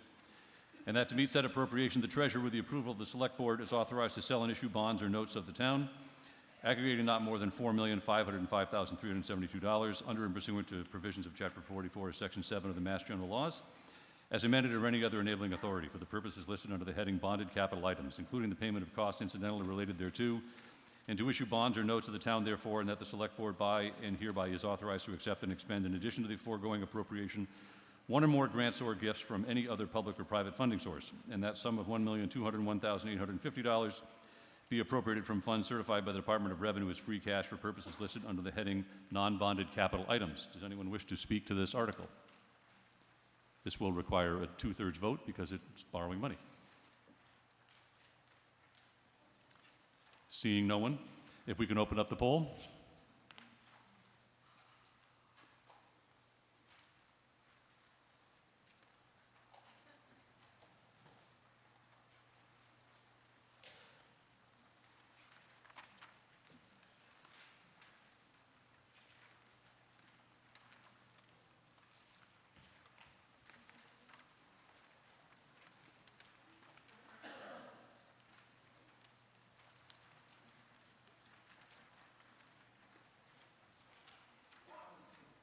And we could put the numbers up as well. I see at a vote of 245 yes, 2 no, I declare a 2/3 vote. After that, Mr. Walsh, you wish to speak, recognized right now? Yes. Yes, Mr. Moderator, thank you. Brian Walsh, Precinct 8. Mr. Moderator, I want to make a motion to defer an article to a certain date and time. I'll make that motion. Hopefully it will get seconded. And then I have some just brief remarks as to why. Yes, sir. So I want to make a motion, Mr. Moderator, that we defer Articles 31 and 32 to the start of the meeting on Thursday evening, May 4th. Is there a second? Mr. Walsh, carry on. Thank you. So for the members, that especially the newer members, This is a long-standing tradition here at town meeting. I've been a member for more than 30 years, had the privilege of serving as moderator. When we have an annual town meeting, an article of great interest to many people, and you'll find that many people want to hear it.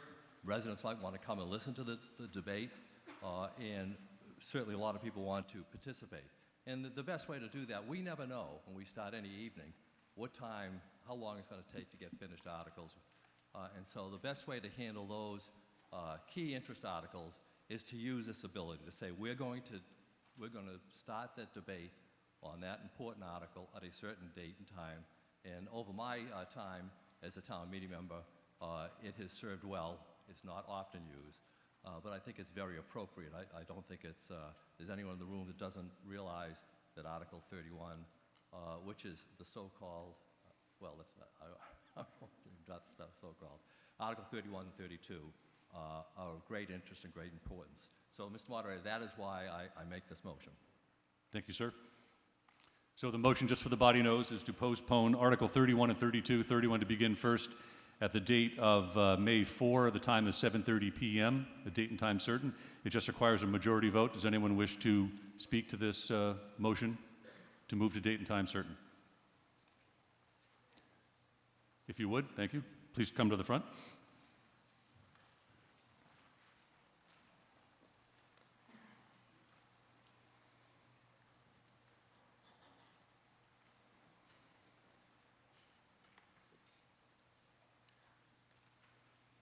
Folks, by all means, if you think you have a question or want to make a comment, you can work your way down early, and happy to recognize you in order. Yes, ma'am. Virginia Donahue King, Precinct 3. I'm just wondering why it's until Thursday and perhaps not tomorrow first thing, since this is an important thing and there's a possibility that we could finish tomorrow. So I would, with a friendly amendment, to put that tomorrow first thing. Is that possible? Mr. Walsh? Thank you, Mr. Moderator. Member King, I honestly, my interpretation, it used to be as moderator, I get asked often, how many nights is this meeting going to be? And my interpretation, even though our current moderator has done a phenomenal job in efficiencies, I believe that the meeting will, in fact, go longer than tomorrow night. And I chose Thursday night specifically because I didn't want to frustrate members who want to see some progress in this meeting before we get into an article that's going to take quite a length of time to resolve. I would still respectfully give a friendly amendment that it go to tomorrow, since it is such a very important article. I think that we have a lot of things going on for us right now with this electronic voting, et cetera, that is going to be saving some time. So I would urge the body to vote to address this article sooner rather than later, and that would be tomorrow early while we're fresh. Thank you. Mr. Walsh has the right to accept or reject the friendly. Yes. Yes, thank you, Mr. Moderator. And I am going to reject it as a friendly amendment. I guess if you're interested in the member's suggestion, you would not vote for this. But I would also assure you that there are many of those involved. It's organized, ready to come in and have time availability for Thursday night. So there's a lot of reasons for the Thursday night. Well, I'm hoping that we'll be done by Thursday, because I have something that I have to do, and perhaps others do too. Great point, Mr. Moderator. It's my understanding that if we, in fact, adopt this motion, and we should be all out of items to consider, and it was so early on Tuesday night, we could perhaps then entertain a motion to begin that, but it's not going to be something that will be done in a half an hour or an hour, and so it's not likely that we'll be done everything else by the middle of Tuesday night. So at this point, yeah, I know I've got 20 citizens, I think, who've all asked to speak on 31. We have a number of people who are making presentations. So I'll go with the will of the body. So, ma'am, your friendly's been rejected. You could amend this to tomorrow if you would like. I would like to amend it for tomorrow. Thank you. Is there a second on amending to date certain tomorrow, May 2 at 7:30 p.m. for Article 31, followed by 32? I hear no second. Sorry. Where is there? Could speak up? That's a second. Okay, thank you. Does anyone wish to speak or debate to the merits of the amending to Tuesday night? If so, please make your way down to the front. Seeing none, if we could open up the poll, and what we're voting on now is the amendment, not the actual move, but the amendment to move this to Article 31 or 32 to tomorrow, Tuesday, at 7:30 p.m. So we could open up the poll, Mr. Mallett? Got to take a minute to catch up? Okay.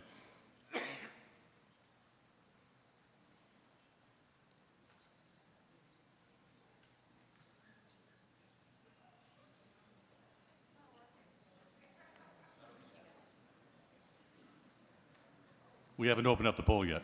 So.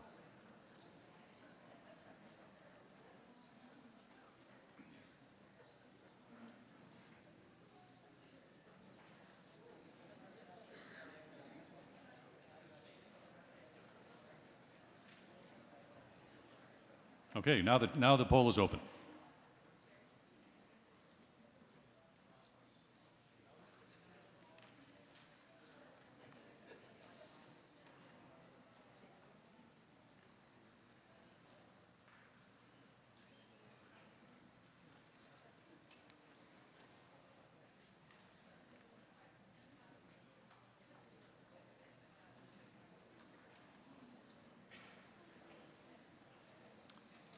The motion to amend to May 2nd fails by a vote of, when the count comes up.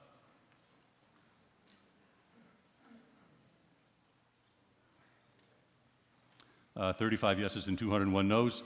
Seeing no one else sitting down here, we'll go to a vote to move to the date and time certain of Article 3132 on May 4th, 7:30 p.m. And so, Mr. Mallett, I'll give you a minute to adjust for that vote. The vote's not quite open yet. When you see the timer, that's when the vote is open.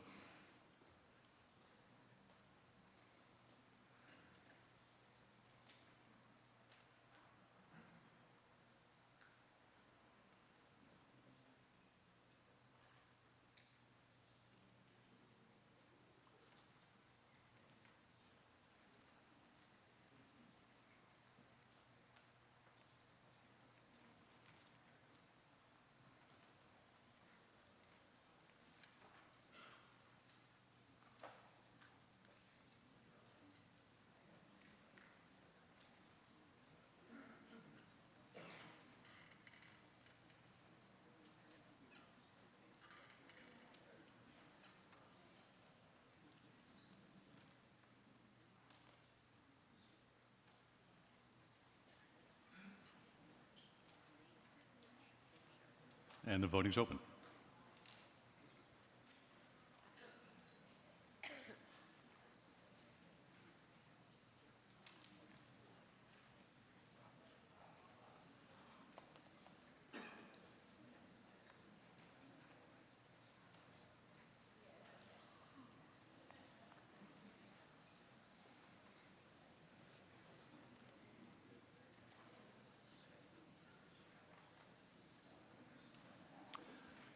I declare a majority vote, so we will take up Article 31 on Thursday night at 7:30 p.m. Thank you, Mr. Welch. Thank you, members.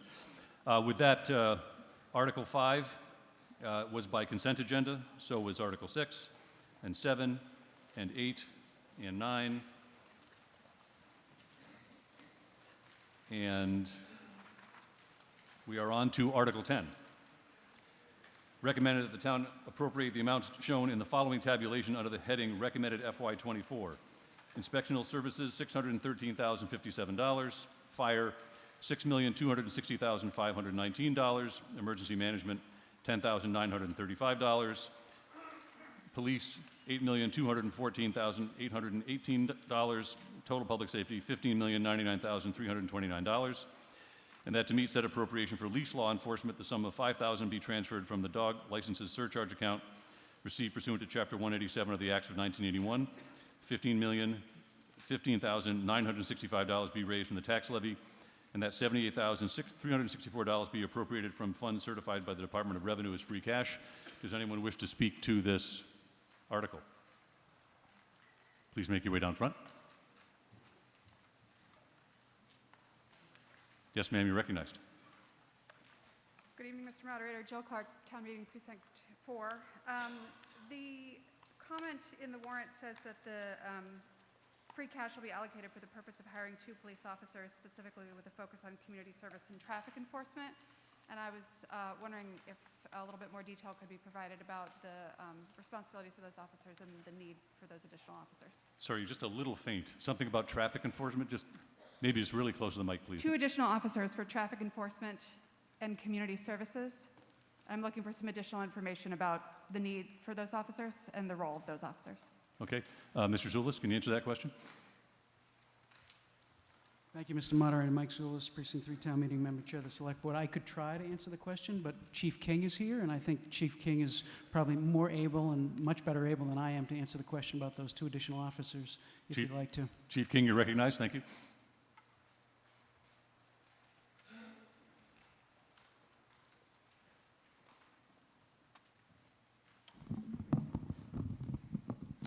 Hi, everybody.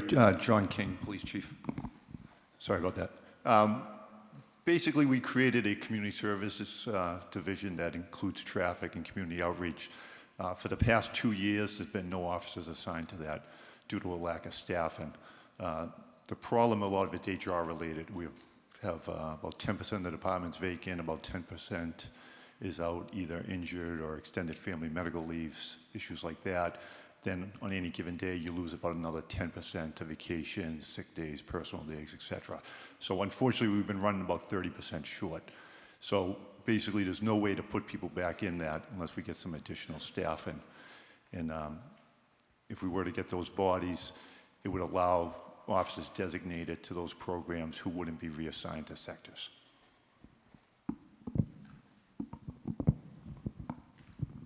Thank you, Chief King. Does anyone else wish to speak to Article 10?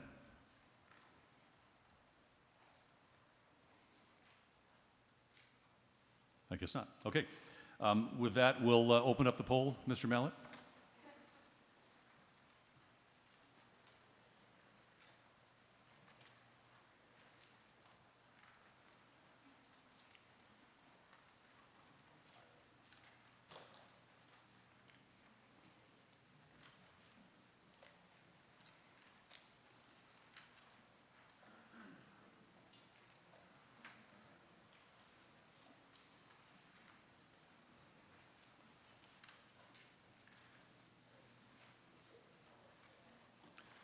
I declare a majority vote, if we can see the vote total as well. 241 yeses, 3 noes. Thank you. Article 11 was passed by the consent agenda. That takes us to Article 12. Recommended that the town vote to renumber and recaption the general bylaws of the town by assigning a chapter number to each of the general bylaws, renumbering each section of each bylaw accordingly, inserting chapter, article, and section titles, and updating internal references to reflect the new numbering system and to enact the following global changes to the text of the general bylaws of the town, all as set forth in the document on file in the office of the town clerk entitled Draft of the Town of Milton, Massachusetts, dated January 2023, prepared by General Code LLC. To consistently capitalize the word town when it refers to the town of Milton, to cite numbers in the text of the bylaws in a consistent manner so that A, numerals 1 through 9 are spelled out as words, and numerals 10 and higher are cited in number form only, and B, all monetary amounts, fractions, decimals, and percentages are cited in numeric form only. What I'd like to do first is recognize our town clerk, Ms. Galvin, who was right here. There she is.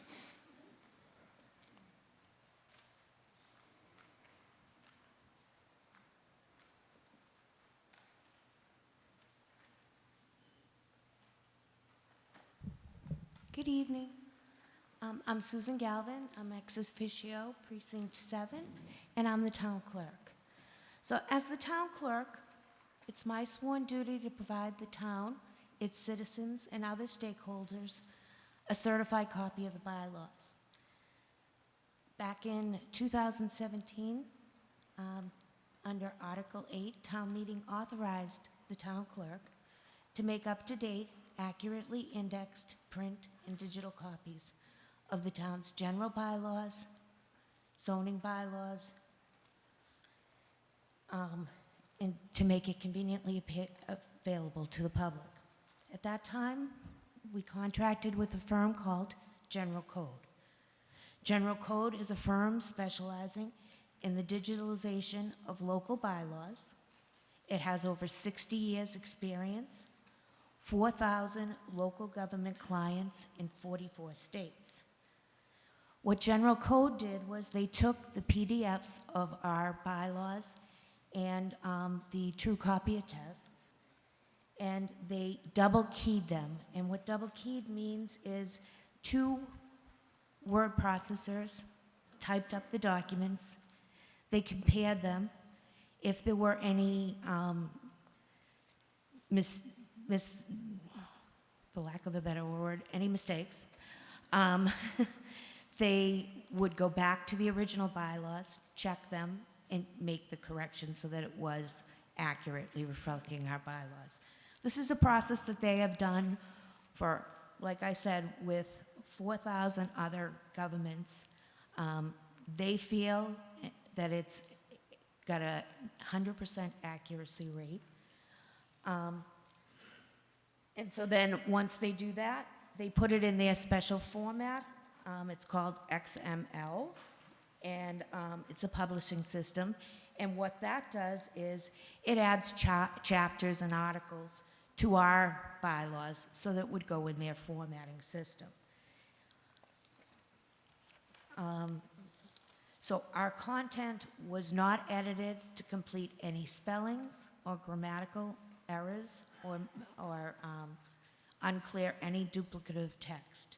So it is in the bylaws the way we gave it to them. And so it's an automated process, so we really can't make any adjustments to content or style. So this is like the first phase of the bylaws. Like I said, it is all of our mistakes and errors that we already voted on. So if there was a typo when town meeting voted on it back in 1922, that typo still remains. So everything would be included. I'm asking town meeting to approve this and bring it forward so that we can have a starting process and have the planning board, our general bylaw review, the select board, review these bylaws and make changes as apropos. But at least we would have something that would be searchable for the public, and it would bring us into the 21st century. Thank you.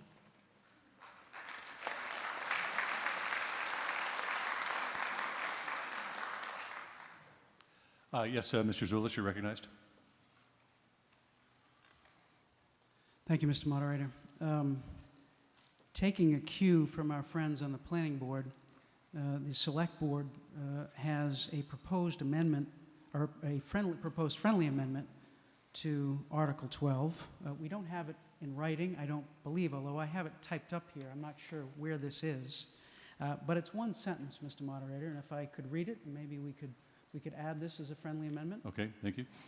It is to add, the town clerk shall be empowered to correct inconsistencies in internal references to the general bylaws that arise from the new numbering system.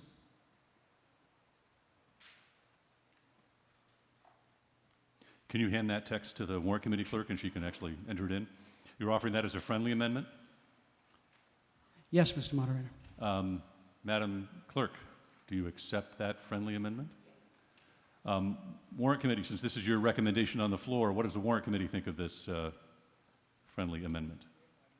Hopefully not 5 minutes, but yeah. So.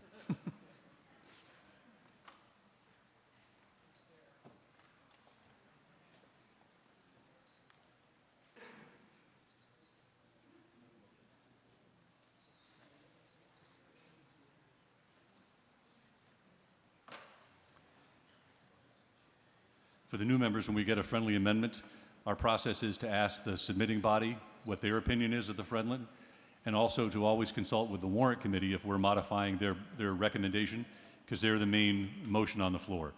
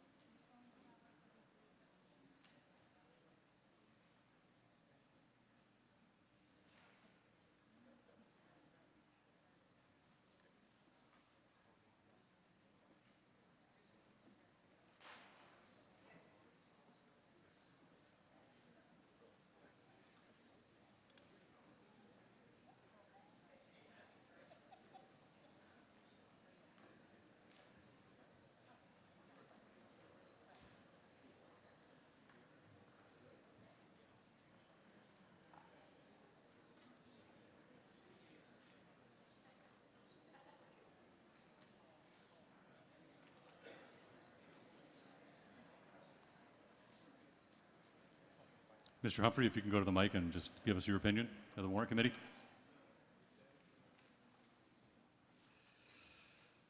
Is the opinion of the warrant committee that the town vote in favor of the amendment to the article?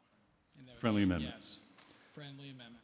So, Madam Warrant Committee Clerk, do you think you could type in track changes mode this sentence right into the location of the article, so the recommendation, so the members can see it?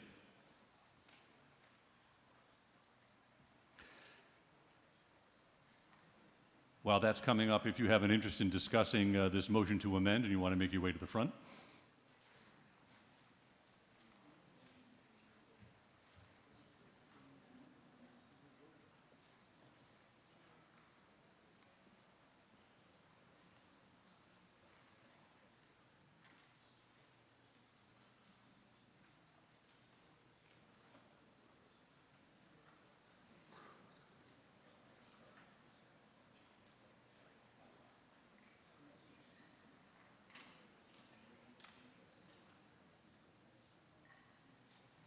Mr. Zulus, does that text actually reflect your language?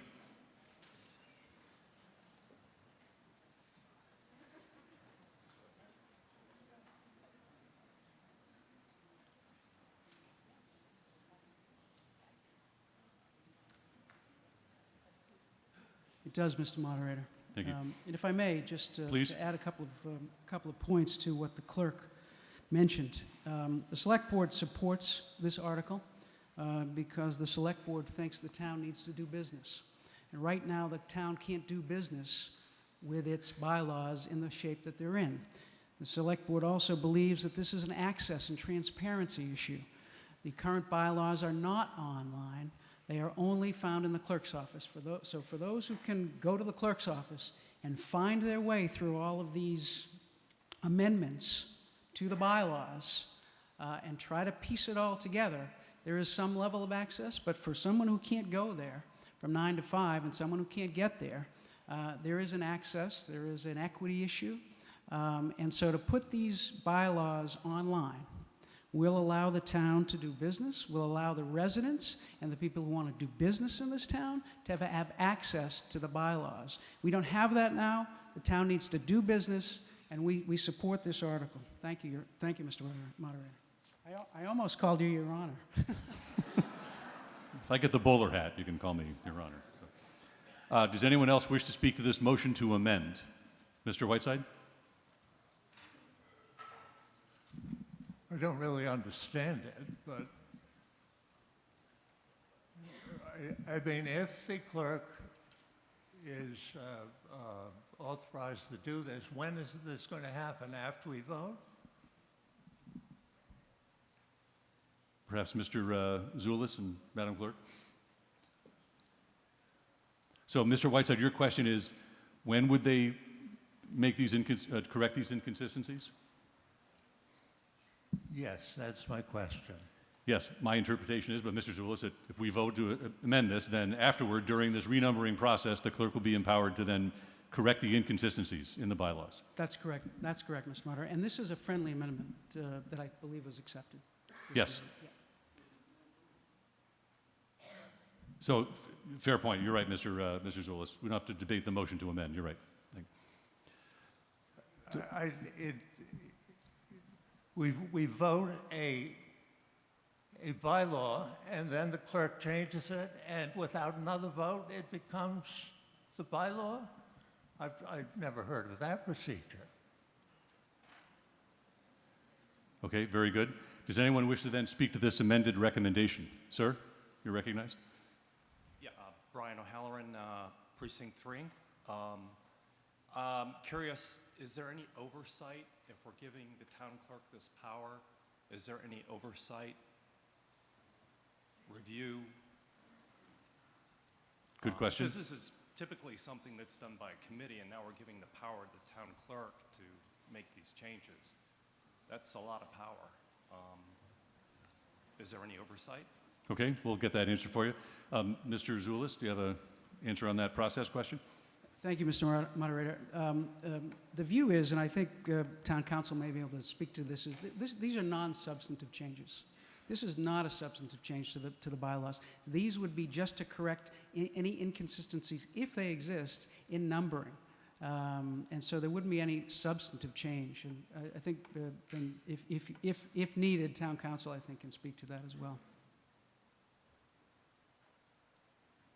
Town council, do you have anything to add to this?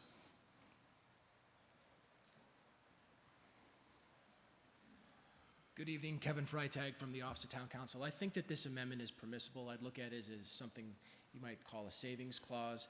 It would allow the clerk to correct any inconsistencies that might appear in the new work product from General Code, specifically, for instance, where General Code might have chapters and sections and subsections, and our bylaw has chapters but paragraphs and subparagraphs. It seems to me that it would be prudent and ministerial for the clerk to change references from paragraphs to sections and subparagraphs to subsections. So in terms of the oversight that you're asking for, I think that that is captured in the breadth of the authority that town meeting is granting to the clerk, which is to do no more than to simply correct inconsistencies regarding internal referencing in the new document. Mr. O'Halloran, do you have a follow-up? Yeah, I'll be voting no on this. Okay, thank you.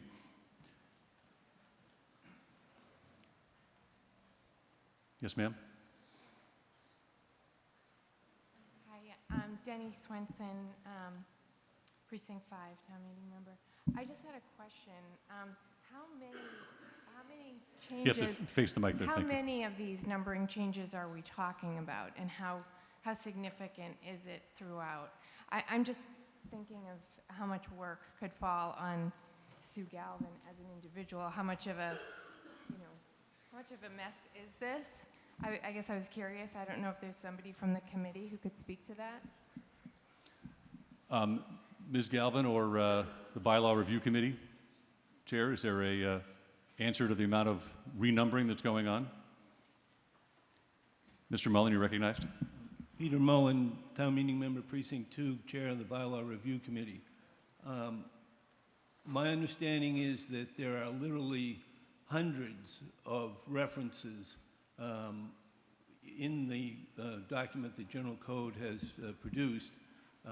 My understanding is that General Code had a different ordering system going from chapter, article, down through subparagraph than currently exists in ours, so that every reference would have to be checked in this document, which I think is a 338-page document. Thank you. Mr. Whiteside, I know you contacted me in advance about a possible motion on this recommendation. I haven't seen you rise to that. Would you like to rise to that?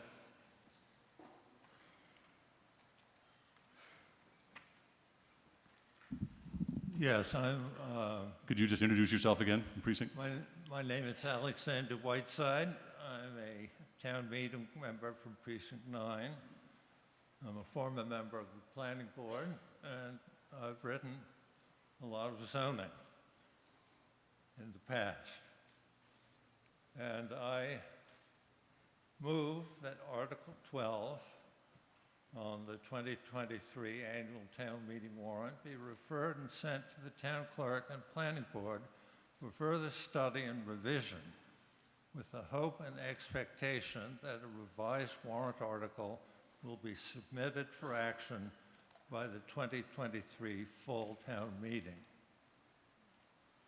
Mr. Whiteside, just a clarification. Since we're only discussing Article 12 right now, is your motion limited to just Article 12, and when we get to 13, you could rise on I that? have a separate motion which is exactly the same, except it refers to Article 13. And So would you be willing to amend your motion to refer to just 12 for now? yes, Since we have an open 13, yes. yes, exactly. It's on 12. Thank you. Is there a second? Thank you. Mr. Whiteside, would you like to explain your rationale for the body? Well, last September, the clerk contacted General Code to provide this transcript of the 2008 bylaw with amendments between 2008 and 2023. And in January, General Code, less than, about 6-7 months later, General Code came up with the document. And I have spent some time reviewing the document. I haven't read all 338 pages for content, but I have reviewed all 338 pages, and I have come up with a number of problems. One problem, and a very serious problem, is that the article doesn't describe an actual document. It talks about a document called Town of Milton, Massachusetts Draft. That document doesn't exist. And it has a date of January, and assuming a different document is referred to, that different document has 2 dates, January and February. It has 2 iterations. And this would seem, if you get by the fact that the title is not what is stated, the first iteration would be the January document. That needs to be corrected. There are many, many things that need to be corrected. I think that if this gets sent to the Attorney General for approval, the Attorney General is going to look at it and say there are legal deficiencies in the article as presented to the town meeting. For instance, the article doesn't mention that the general bylaw has been reorganized. Significantly reorganized. The provisions are put in different places, in a different order. It doesn't mention that the article purports to contain histories of when the articles were adopted, but these histories are not always correct. But it doesn't mention that the histories, correct or incorrect, are to be included in the article. And the article is supposed to say what it wants done. And it doesn't say it wants the general bylaw reorganized.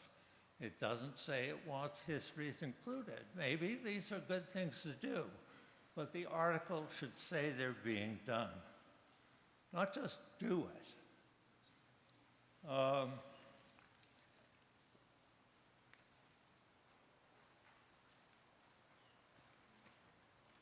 If you, a legal question, they've changed the titles of numerous bylaws, and they say they need to do it, but at the beginning of the article, it talks about, the title of 1.1 is Codification of Bylaws. You would think that that would refer to what's happening now, but apparently it refers to something that happened in 1902. That, it's not clear. But in 1.2, under continuation or repeal of bylaws, it says that so far as the provisions of these bylaws are the same in effect as those of previously existing bylaws, they shall be construed to be a continuation of such bylaws, but subject to said limitations and the provisions of the next section, all bylaws of the town, hereinbefore in force, are hereby repealed. And that would create havoc if this, what we're doing tonight, is going to repeal all the bylaws. It doesn't actually say what it's going to do. The legal, the bylaw just says look at the 338 pages and you can figure out what we're doing. It's not the way it's supposed to work. The article is supposed to say what they're doing. I think that's a serious legal deficiency, and it may result in legal action, which results in a court saying the bylaw has been repealed, because there are substantive changes.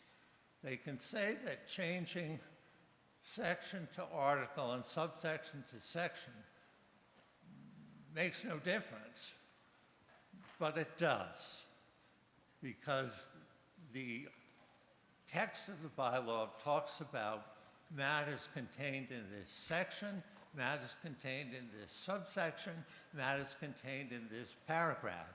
You can't just throw out those terms and say the meaning is still the same, because it's not. It's a change.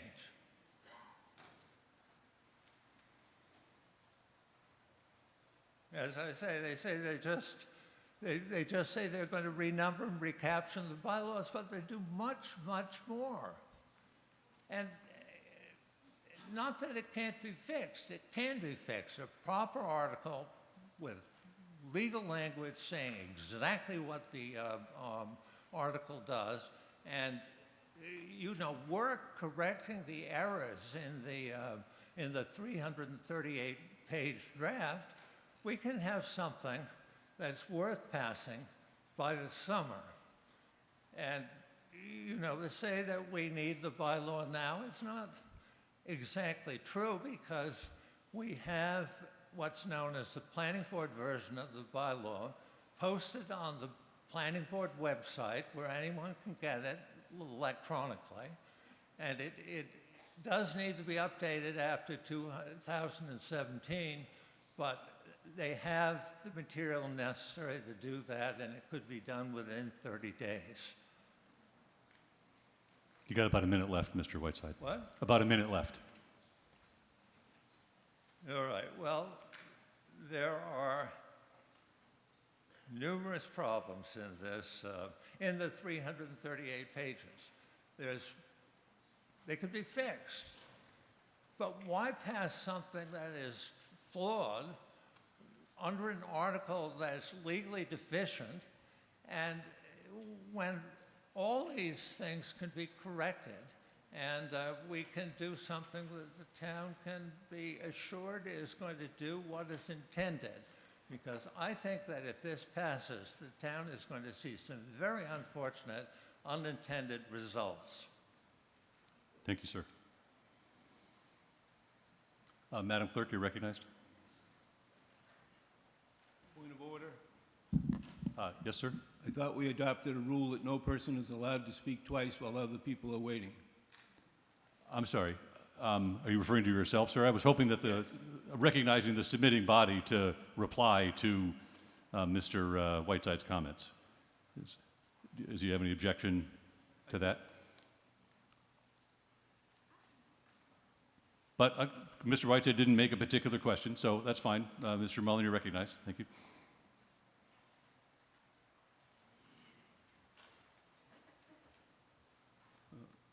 Peter Mullen, Town Meeting Member, Precinct 2, and Chairman of the Bylaw Review Committee. I rise in support of Mr. Whiteside's motion to refer this matter back to the clerk with regard to Article 12 and to the clerk and the planning board with regard to Article 13.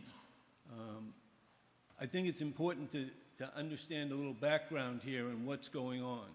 Our bylaws are in terrible condition.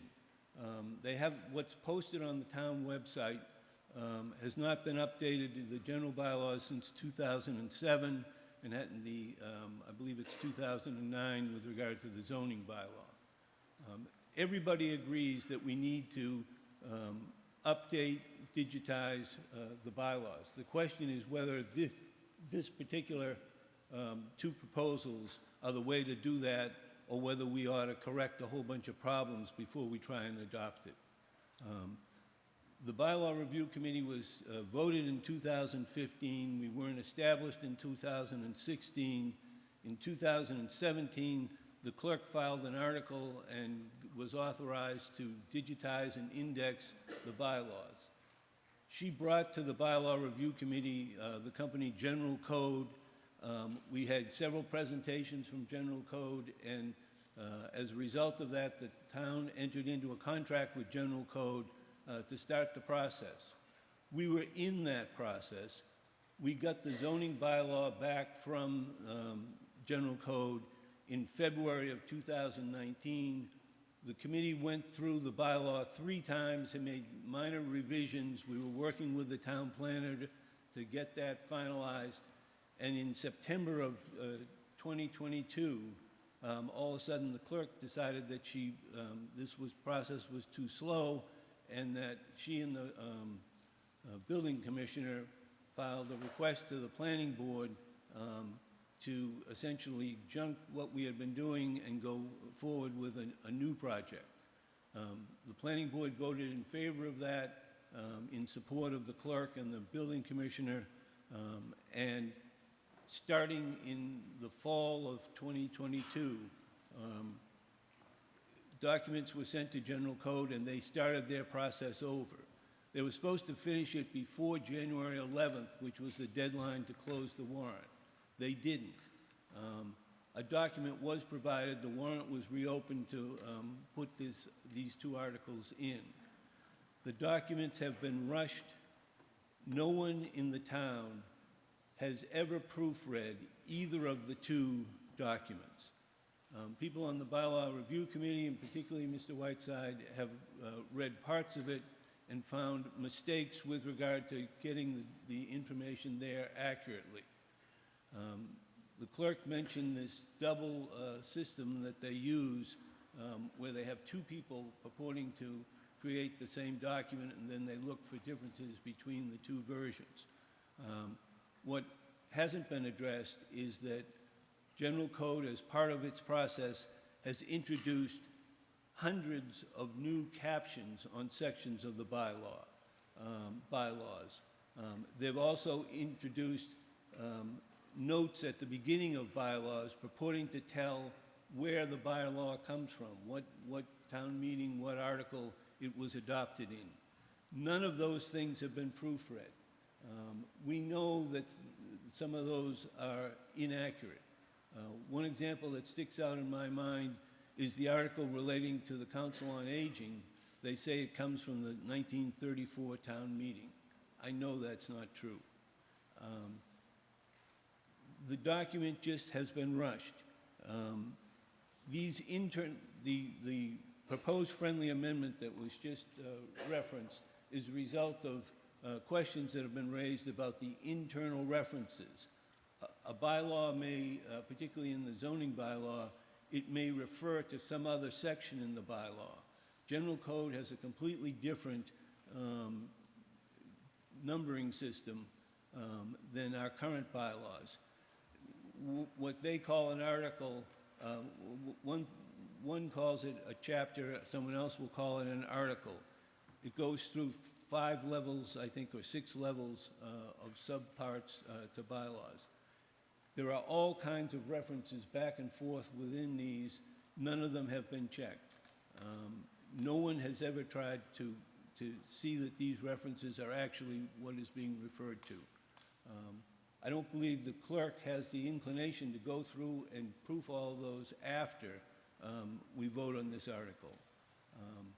There's considerable notice with regard to the article that's published. If you look in your warrant, you'll see for Article 12, it makes reference to a January 2003 version. That's not the document that's currently up on the clerk's office website. That's what, at the time the article was being drafted, that's what the document was called. But then there was a recognition that there were mistakes. There were things included in the bylaw that had been stricken by town meeting vote. Those things had to be taken out, and there was a February version. I think there's serious notice issues with regard to this article, and we face the prospect that were we to adopt it tonight and it to be sent to the Attorney General's office, it'll be rejected on a notice issue, if not the language. I don't see how we can authorize the clerk to make changes in our bylaws, even if it's just references to what section is being referred to. I don't know that you can always say that that's going to be non-substantial. I think what we need to do is refer this back to the clerk, and in the case of the zoning bylaw, the clerk and the planning board. And let's take 4 or 5 months, focus on this, marshal some resources, and let's have a document that's worth adopting and then having a digitized set of bylaws. Thank you, Mr. Moderator. Thank you, Mr. Milton. Ms. O'Donnell, were you, since there wasn't a question there, Ms. Galvin, it was just a comment. Ms. O'Donnell, were you waiting next? No. I would actually probably... If you'd like to rise. I'm Kathleen O'Donnell from Precinct 7, and I'm actually waiting to speak to Article 13, but I think we have the same issues with both of them, but I will hold my comments to 13. Thank you. Sorry, misunderstood. Yes, Ms. Agostino.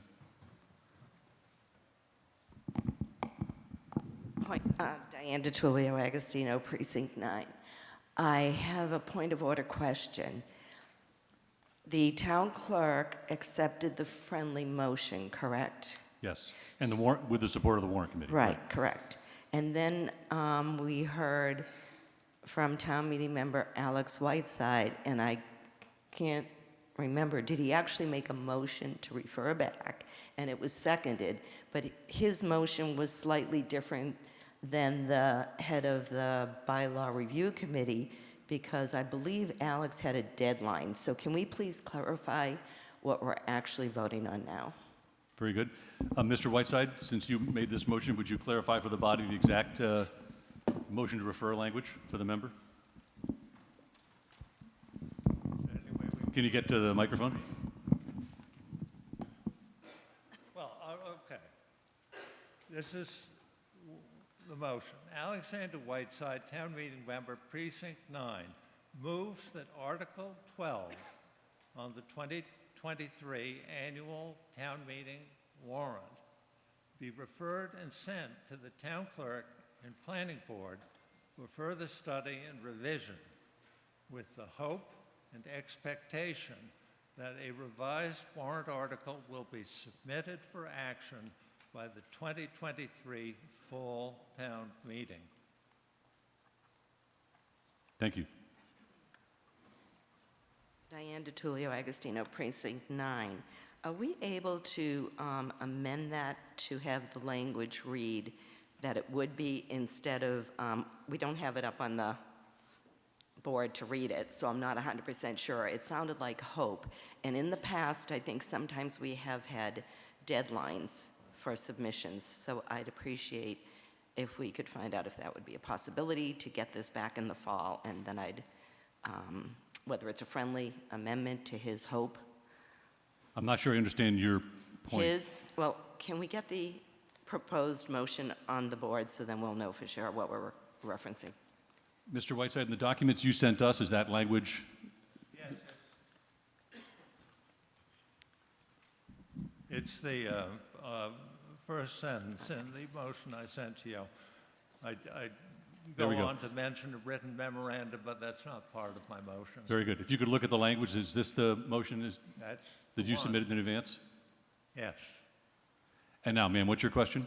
So in the third line, as he read, it discusses in revision with the hope and expectation that a revised warrant article will be submitted for action by 2023 fall town meeting, and I would ask him to consider a friendly amendment to remove with the hope and expectation and just make it for further study and revision for a revised warrant article to be submitted for action by the 2023 fall town meeting. Do you want to remove the words with the hope With and the expectation? hope and expectation. Let me just see if I read that right. So for further study and revision. And then just go to that, a revised warrant article will be submitted. I think we'd probably eliminate with the hope and expectation that. and revision. Wouldn't it grammatically be for further study and revision that a revised warrant article? The word "that" I think has to stay in. I'll just read it. Move that Article 12 on the 2023 annual town meeting warrant be referred and sent to the town clerk and planning board for further study and revision. For a revised warrant, you're right. The word "that" doesn't make sense, but for a revised warrant article to be submitted. How about so that? So that. You're getting at that. Okay. So, Madam Warrant Committee Clerk, and just keep the word "that," replace "with the hope and expectation" with "so." Mr. Whiteside, do you accept that friendly? I didn't know we could bind the clerk and the planning board that way. I mean, if it's legal, I put in hope and expectation because I didn't think that we could require them to do so. But if we can require them to do so, I certainly support that. Okay, so you accept the friendly. Madam Clerk, do you accept that as a, well, you're really not in the position, maybe you could comment. Madam Clerk, could you comment on whether you think you can get this done? Madam Clerk, can you comment on whether you think you can meet that deadline? Well, considering the bylaws have been in able-bodied hands for 5 years and are no further, I think it would be challenging, but would I give it the try? Sure. But I think that October is a very short turnaround time for the amount of work that is being asked of me, myself, and I. Okay. Okay. So any comment, Ms. Agostino, your follow-up? Thank you very much. Mr. Moderator, Diane DiTullio Agostino, Precinct 9. Mr. Whiteside's document that some may have raises 14 items. And just taking this, what we started with this evening, about how long it took for the Attorney General's office to get back to us regarding the electronic bylaw that we passed. It took a long time. So if we have this document with 14 items on it, and by the way, I want to commend the town clerk, I want to commend everyone who has worked to try to get the bylaws fixed, shall we say, because you can easily pick up the bylaws and see a lot of errors in them. One, like it was pointed out, 1 minute it's mentioned to be an article, and then it's chapters and sections. It's very easy for anyone who's not even a lawyer to see that there's a lot of errors. So I appreciate that the town clerk and the bylaw committee, as well as the town meeting member who has spent decades on the planning board, to bring this forward. And I also want to add the reason why I think it's important not to put a workload on the town clerk alone, but to use what we have received, these 14 points, pushed through for October, is because even the town building inspector, who I spoke to today, or I conversed with today, points out that the existing zoning bylaws, because they are so poorly organized and written currently, are causing issues and causing serious delay. So to the point of having legal issues, all someone would have to do is mail this document into the Attorney General's office. They would read what we would vote tonight, and we could be delayed forever. If we could just really push through and get this done for the fall town meeting, that would certainly push us up. We can't wait 5 more years. The building inspector was adamant that we have to have good zoning bylaws, which are a part of the bylaws, in order for his department, well, he's also retiring this week or leaving us this week, but in order for inspectional services to properly address the business they have to address. So, and I do recommend new town meeting members. I believe there's a copy of the bylaws at the town library. There, and then it was just pointed out there on the planning board website. So you can take a look at this and read through bylaws that might be of interest to you. Just pick up a few. But that's why I'd like to see this pushed to really, and like I say, I commend the town clerk. You know, the Board of Selectmen can do whatever they can to help, and the bylaw review committee, having the chair. Did they take a vote, Mr. Moderator? Did the bylaw review committee, was that the opinion of the chair, or is the bylaw review committee here this evening to actually take a vote that they also would like to see it deferred? Referred. I will pause. So that's your, any other questions? I'd like to know if it was the bylaw committee. And then in addition to that, everyone who would be involved in supporting the clerk. Because as I said, this is a really big endeavor, but it's critical to get it done now. And if we get it back in the fall, the Attorney General, the town clerk can address when she would expect. If it was submitted in the fall without this sheet, two-page sheet of 14 concerns to the Attorney General, then we'd have it all approved. Okay, so where we are at the moment, we're still, by the way, just talking about a friendly amendment to, in effect, fix the date. So, Madam Clerk, I forgot, have you told us you accept that friendly? Well, let me just ask a question. If I accept this friendly, is it saying I think this is the right way to go? Because I don't. Then I think you are rejecting the friendly amendment. Okay. Okay.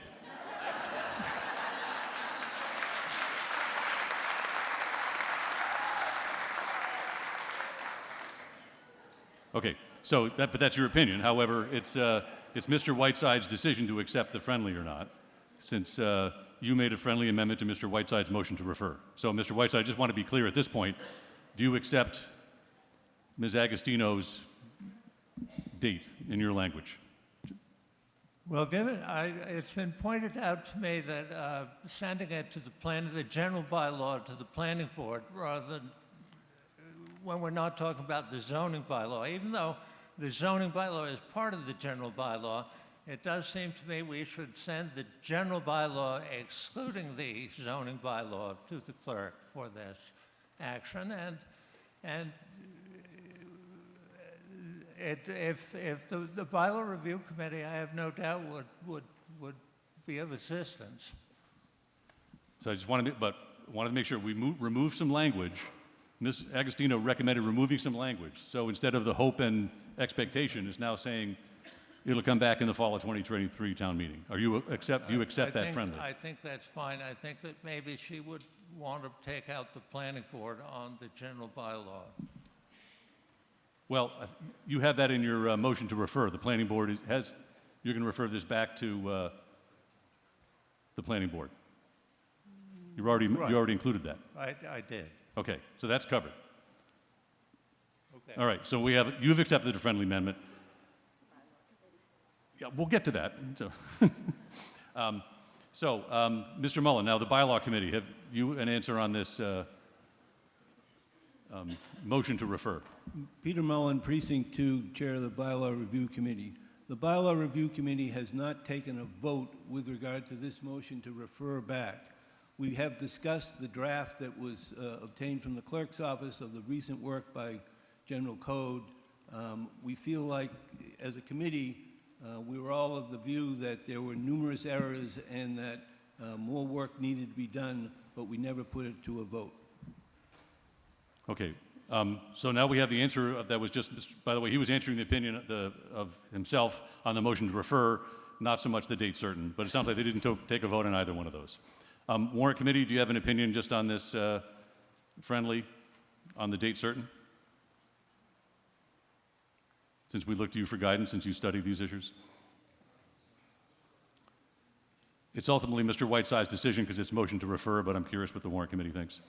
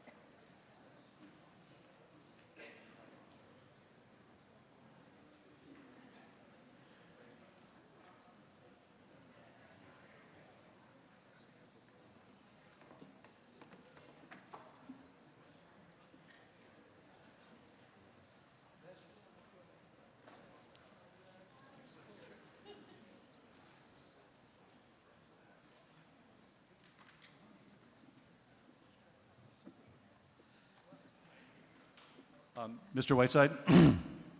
So at this point, where we are is you've accepted a friendly amendment from Ms.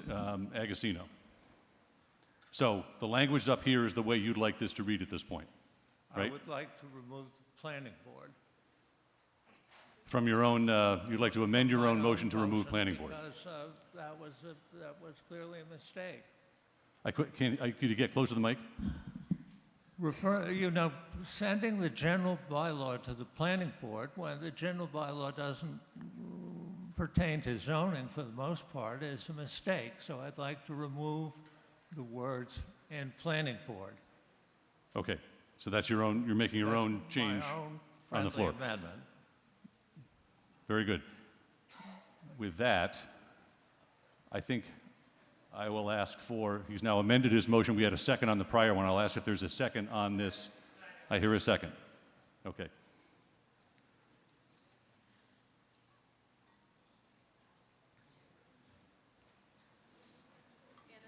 So at this point, do we have a clear motion to refer in front of the body so everyone understands what's happening here? Yes? Thank you, ma'am. So, Warrant Committee Clerk? He's got it, okay.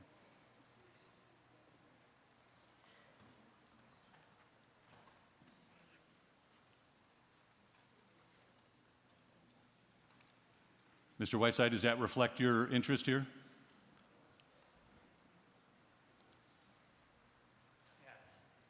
Okay, thank you. Ms. Agostino, you've had a couple bites. We've had some other people who are waiting. If we could... It was a friendly, I thought a friendly motion might. Yeah, but other people have been waiting Okay, in advance that's if fine, we could. So, fine. yes, sir, you're recognized.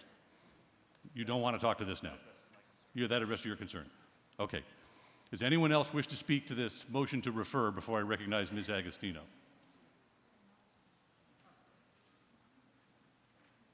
Because I think at this point where we are is we have this on the floor, friendly amendment accepted, slightly modified, now been seconded.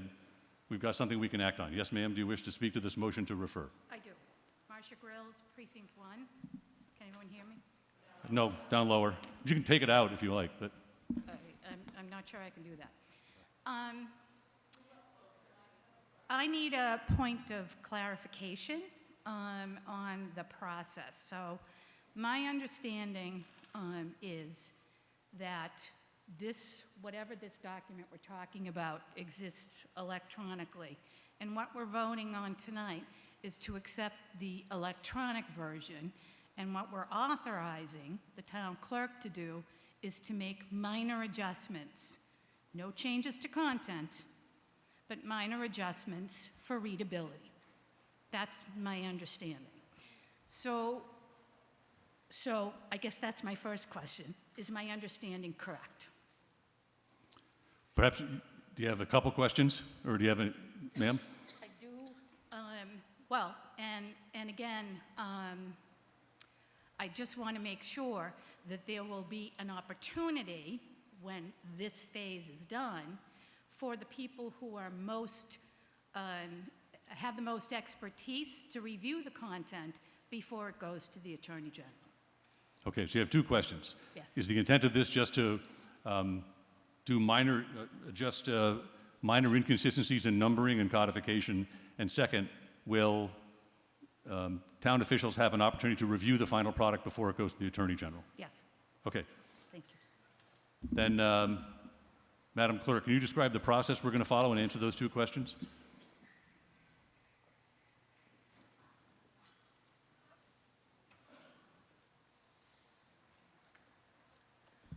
So the process is that I gave general code all of our general bylaws. And anything that was included, including the years that they were accepted, was part of that. General code took that information and put it into a uniformed book or digitized system that does change some of the names and stuff. It doesn't change the context, it just changes if it says personnel, ours might say personnel board, and it just says personnel rules or personnel guides. It's not changing, at least my understanding. I could be wrong with all these lawyers out here, maybe it is. But it's not changing the meaning of the information. So I'm strictly right now talking about the general bylaws. I'm not talking about the zoning bylaws. So I gave everything to general code. General code has entered it into this document. And in terms of adding that extra phase, it is to ensure that the numbers are correct and that it reflects correctly. So Ms. Gorilla, I'm going to just ask you, oh, there you are. So your question was, if I'm correct, is the document created? Yes, General Code has created it, and it is in a digitized form. Nobody has access to that. I do. Town Council does. Select Board do. But nobody who might need it has access to that right now. So what I am asking is that we accept the digitized forms. And it is based on what I gave to General Code. Nothing has been changed. They've capitalized the letter T for town. But other than that, any areas that were wrong or anything like that, and let's not forget that these bylaws, 1 million hands have touched these before me. So this was long before word processing. This was typed and handwritten. And so what we have is there are errors. There are punctuations that are missing. And whether that is something that isn't going to be changed, well, by authorizing, I would go through, like something like that, that's important. It would come to town meeting. But if they're saying it's a number and our numbering is different, that's where the town clerk would make the changes, not something of importance that would change the context of our bylaws. And Ms. Galvin, who will review the final work product? Which town officials will review it before it's submitted to the Attorney General? Well, this is the final work product. So what is on the website as what General Code provided is the final product. If you could stay in front of the mic. Oh, I'm sorry. So you're saying it's done? Sorry. So the final product is in a Word document on the website for both the zoning and the bylaws. So if you accept it tonight, you're saying that, okay, these printed copies are acceptable.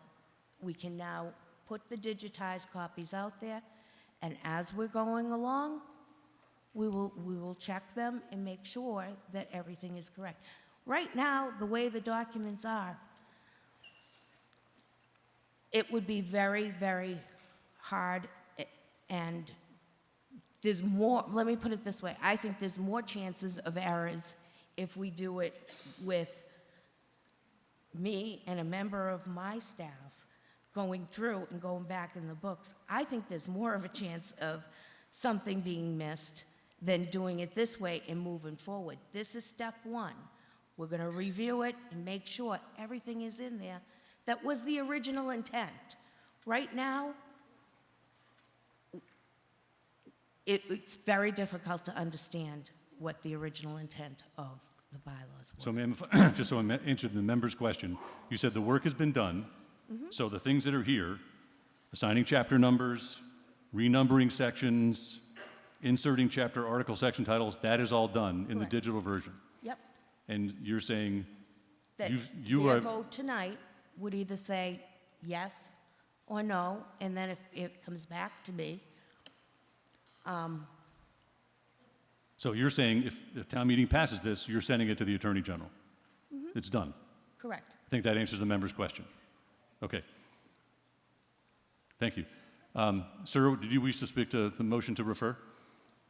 Yeah, Scott Matthews, town meeting member, precinct 10. Again, close to the mic, please. Thank you. Yep, sorry. Yep. Scott Matthews, town meeting member, precinct 10.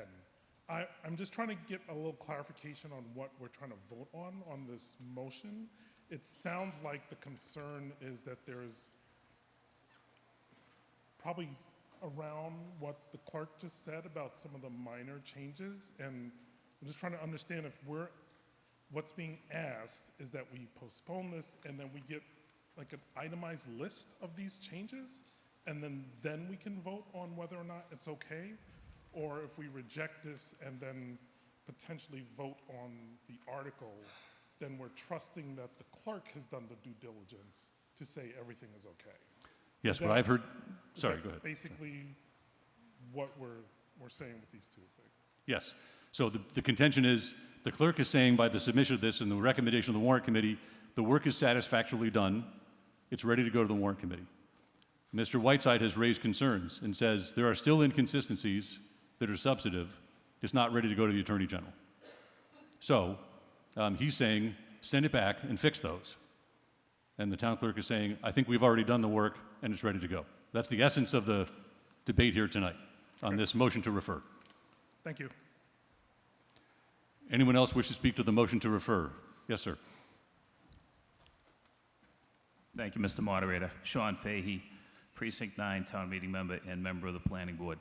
My question, and I think I'll ask the town clerk to answer the question, and maybe two questions, one which you asked, Mr. Moderator, which I'd like to get some clarity on. But my question is really around process. And just for everybody that's here tonight, I'd like the town clerk to explain what exactly did we give to General Code?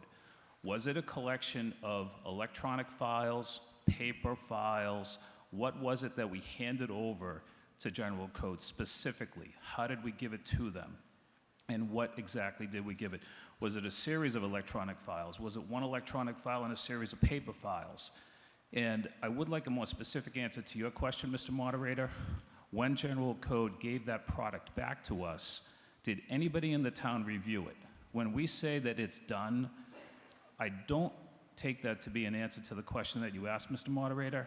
Did somebody within the town, whether it's the clerk's office, the select board's office, the town administrator, any other official, review the document that we are now saying is done? Understand your question. Thank you. Madam Clerk, could you describe the two questions I have? What did you give the General Code, digital or paper files? And after they gave you the product back, who reviewed the work product? Okay. Is that right, Mr. Fahey? Okay. Okay, so question number one, they were given the bylaws that are listed on the town's website for both the zoning and the general. And then for every meeting that has passed, or every article that has been accepted by town meeting, from that time period to 2022, was given a true copy attest. So what that is the actual article. It lists the article number, the date that town meeting approved it, what the request was, and then what town meeting actually voted. So that's what they received in an electronic version.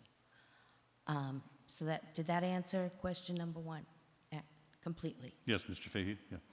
So everything that they were given was an electronic version? Correct. So it was the 2000, was it 9? With 2007, so 7 for the general bylaws, and Correct.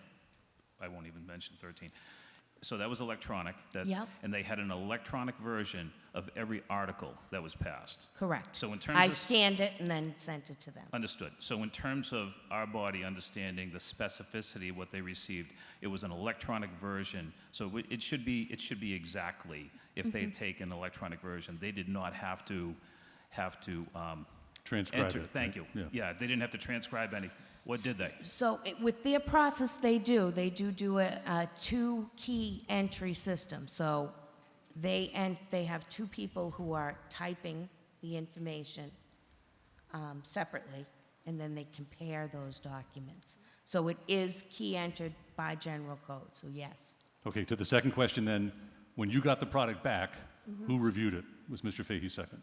So I reviewed it insofar as all the true copy attests that were given to them to ensure that each true copy attest was added into to the document. Did anyone else review it, Madam Clerk? There's been spot checks by the planning department. I don't want to speak for Mr. Zawinski, maybe Mr. Zawinski. Okay, so the zoning, planning board did the same thing. Or To the planning articles? Yep. Or planning laws? Correct. Okay. But for the general bylaws, you were the reviewer? Correct. Primarily. Okay. Mr. Fahey, does that answer the question? It does. Thank you, Okay. Mr. Moderator. Does anyone else wish to speak to the motion to refer before I go to Ms. Agostino? That's it. Yes, Mr. Zulus? So,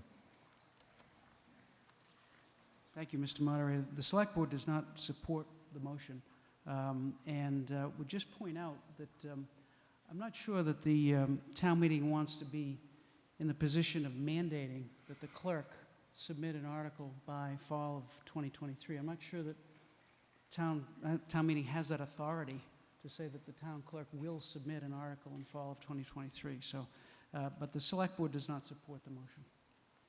okay, thank you.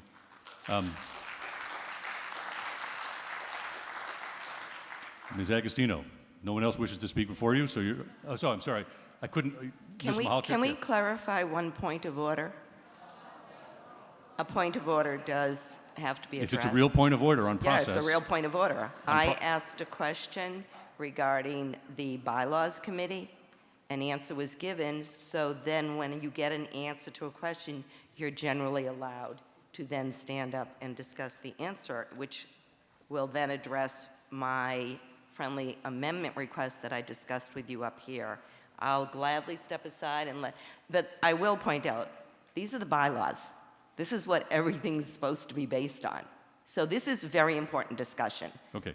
Mr. Mahalchik, sorry, I couldn't tell you in the third row whether you were waiting or not. If you could try to get in the front row, that'd be helpful. Yes, sir, you're I've recognized. been waiting. I just can't see you. If you're in the back, I can't tell which row you're in. So. Mike Mahalchik, Precinct 7, town meeting member.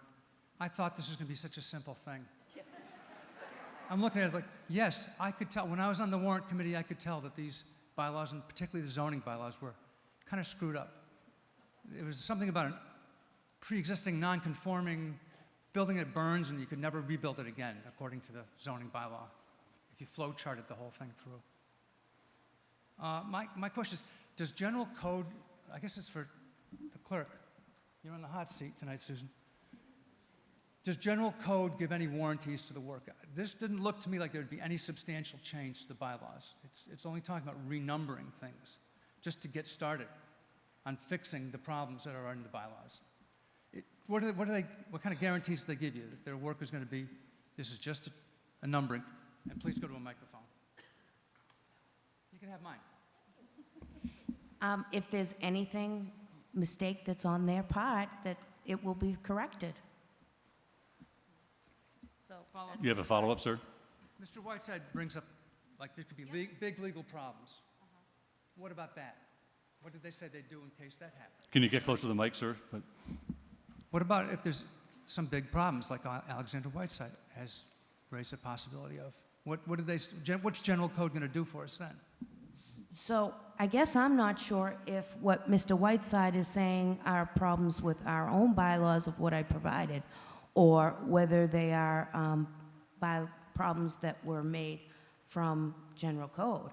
So I'm not exactly sure what that is, and I think I'm going to have to defer to town council.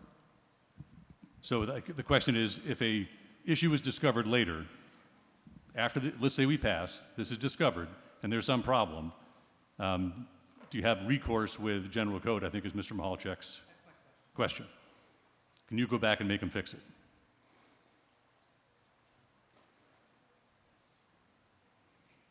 Mr. Freitag, you having some help for us here?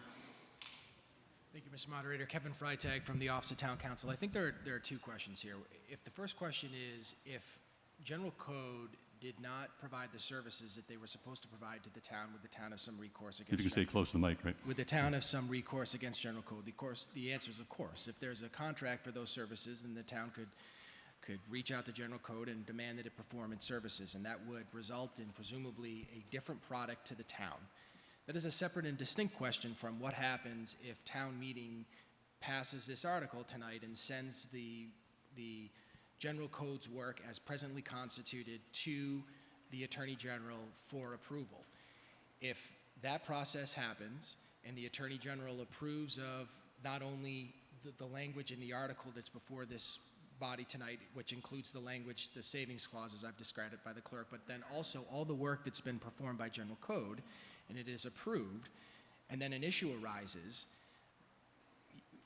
General Code, I don't think would necessarily play a role in that. The town has now changed its bylaws by way of this town meeting vote, and so the town could do what it does whenever an issue arises regarding bylaws, whether they've been recently implemented or they wish to change them. They could simply act again, right? So town meeting could vote again to amend the bylaws if there was a problem that it discovered with the bylaws. We've had this happen at town meeting before where provisions of the bylaws, the zoning bylaws specifically have been amended, and then at a later time it was discovered that the amendment was not what was intended by the board that submitted the article, and therefore a new article was brought to town meeting and a new town meeting vote was cast to change the bylaw again to address the fact that what had occurred was not what was intended to occur. So is it as simple as, once the Attorney General approves it, those are the bylaws, we don't go back to General Code for errors, but before that time we do? Is it that simple? Yes, you could still ask General Code for input, but at that point, if you wanted to change the bylaws in a manner that was not simply ministerial, which is what I've suggested, then the town would have to act. That would not be on General Code. The town would have to come back and act at town meeting to amend the zoning or general bylaws again. Okay. Mr. Mahalchik, did that answer your question? Yes, and I want to vote yes on this to start the process of fixing these bylaws, which are a mess. Okay. Now, did I miss anyone else before Ms. Agostino? Anyone down front? Yes, sir? Mr. Kelly? On the motion to refer, right? Yeah. Is there any way that we can put this on the web as a convenience to the members of the community, but not send it to the Attorney General and not be the original, and have it, if there's any conflict or question, that the people are referred to the original documents? We don't have to worry about the Attorney General approving it. This is just a convenience thing. And eventually with time, we might find just through that process, we will find errors if there are any, and then we can deal with that. So why do we have to even send this to the Attorney General? This is just a convenience so people get a general idea of what the law is, and if there's a concern by the planning board or anyone else on a project, whatever, then the developers can look at the original language, and that's going to be what is the law. So your question is, can we just codify this but not get it approved by the Attorney General? Exactly. Can I ask Town Council for an opinion on that? Yes. Thank you, sir. Kevin Freitag from the Office of Town Council. The answer is no. General Code has done this many times for communities in Massachusetts, and every time they submit these types of articles to the Attorney General's office for approval. In fact, the article that is before the board tonight is in part supplied by General Code, right, for the bylaw and for the general bylaws. The Attorney General's office requires that these sort of reworkings of the bylaws and general bylaws, even if it's just to put them into a different format to be uploaded into their version, if you will, General Code's version, that can only be accomplished by a vote of town meeting. So in order to do what's being proposed, which is to make the General Code version of the bylaws the version of our bylaws and the version of the general bylaws, town meeting must act, and it must be approved by the Attorney General's office. Thank you. Mr. Cocello, on the motion to refer? Yes, thank you. Tony Cicchello, Precinct 4A. I now remember. So I think we're faced here with a Hobson choice. We have no good options. By all accounts, our existing bylaws, the general bylaws and the zoning bylaws, are a mess. And for years, people have been talking about fixing them, and for one reason or 100 reasons, it hasn't been done. Steps have now been taken, and General Code has come up with a version of the bylaws that, from what I'm hearing, are a mess. Maybe they're not a mess, but they're riddled with errors. Maybe they're minor errors. There could be substantive, because it doesn't seem like anybody's read them. And it certainly doesn't seem like anybody's read them in enough detail to try to ensure that they've adequately dovetailed all of the various portions of these bylaws. So we don't have a good option here. I think our options are, number one, refer it back to committee. I don't think we need any language up there if this is how you're going to go, other than referred back to the town clerk for further study. But put that aside for the moment. If you're going to go that way, then we should be clear, and we should say to the bylaw study committee, you want a shot at these, get it done, because we know they're a mess. The alternative is to pass what we have now, which many seem to think is better than what we have, but may be different than what we have, and we may not even know it. And again, tell the various committees, the planning board on the zoning article, which is 13 and I can't talk about yet, or the bylaw study committee and the clerk on the others, and then we can come back to the next town meeting and fix them. So those are, I think, our two options. I'm not sure which is the best option. I think, on balance, the best option is to go with the general code thing, and then let's fix it and make sure we haven't really screwed it up. So, Okay. Thank you. Okay, I think we're now at people who have spoken, everyone's spoken once on this. So I think, Ms. Agostino, you were first. Well, you were first, you were waiting in line to speak first.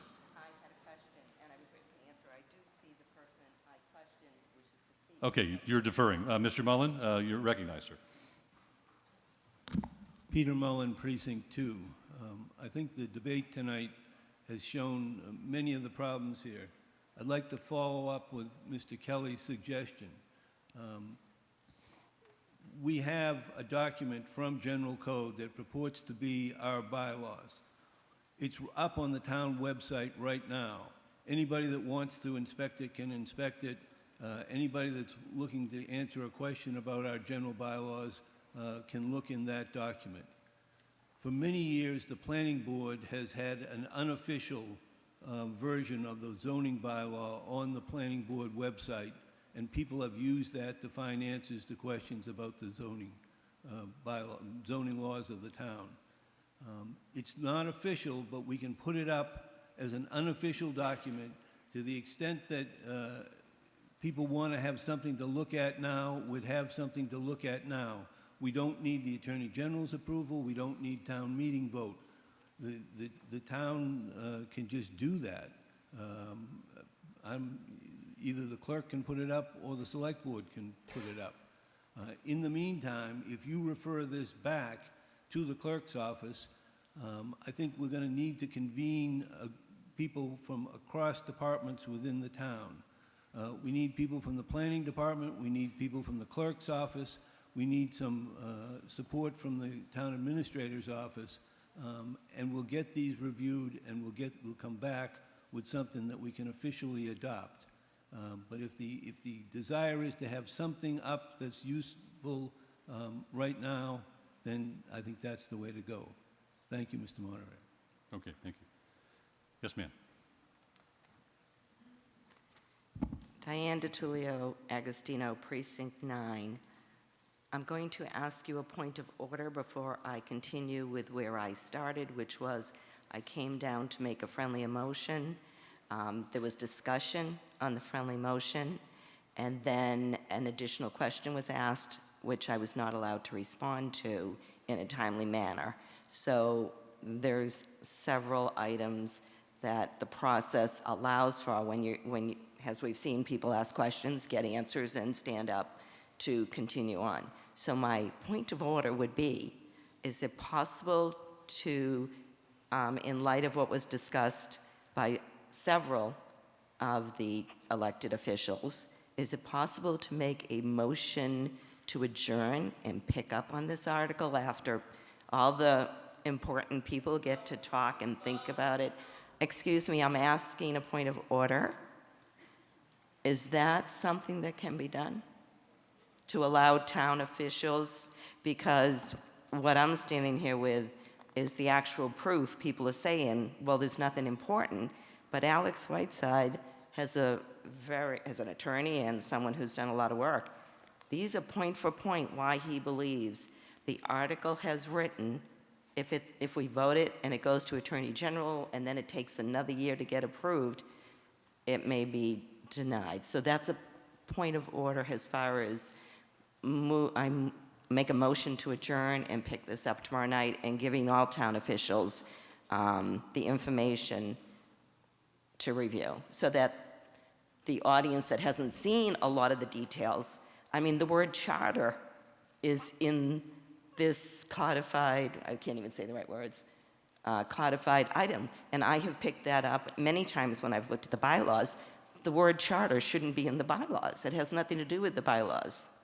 They're typos, and yet it's still in there. Yeah, according to my notes and my understanding is when we're in the midst of a debate, we can't accept a motion to adjourn. Okay, so then Diane DeTulli-Ragostino, Precinct 9, addressing the response from the chair of the bylaw committee, which is when I wanted to stand and ask for another friendly amendment prior to pointing out some of the actual details of the errors in this document, would be that it be sent to the town clerk and the bylaw review committee. I'm asking if that would be an acceptable, friendly motion.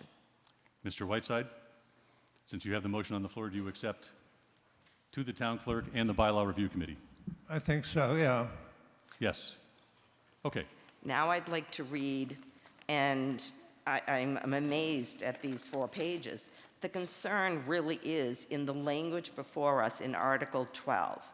The first 2 paragraphs discuss that they're talking about referencing in the article, all has set forth in the document on file in the office of the town clerk entitled, quote, draft of the town of Milton, Massachusetts, dated January 2023, prepared by General Code LLC. Well, it's pointed out that there's no document entitled draft of the town of Milton, Massachusetts, dated January 23, prepared by General Code LLC on file with the clerk.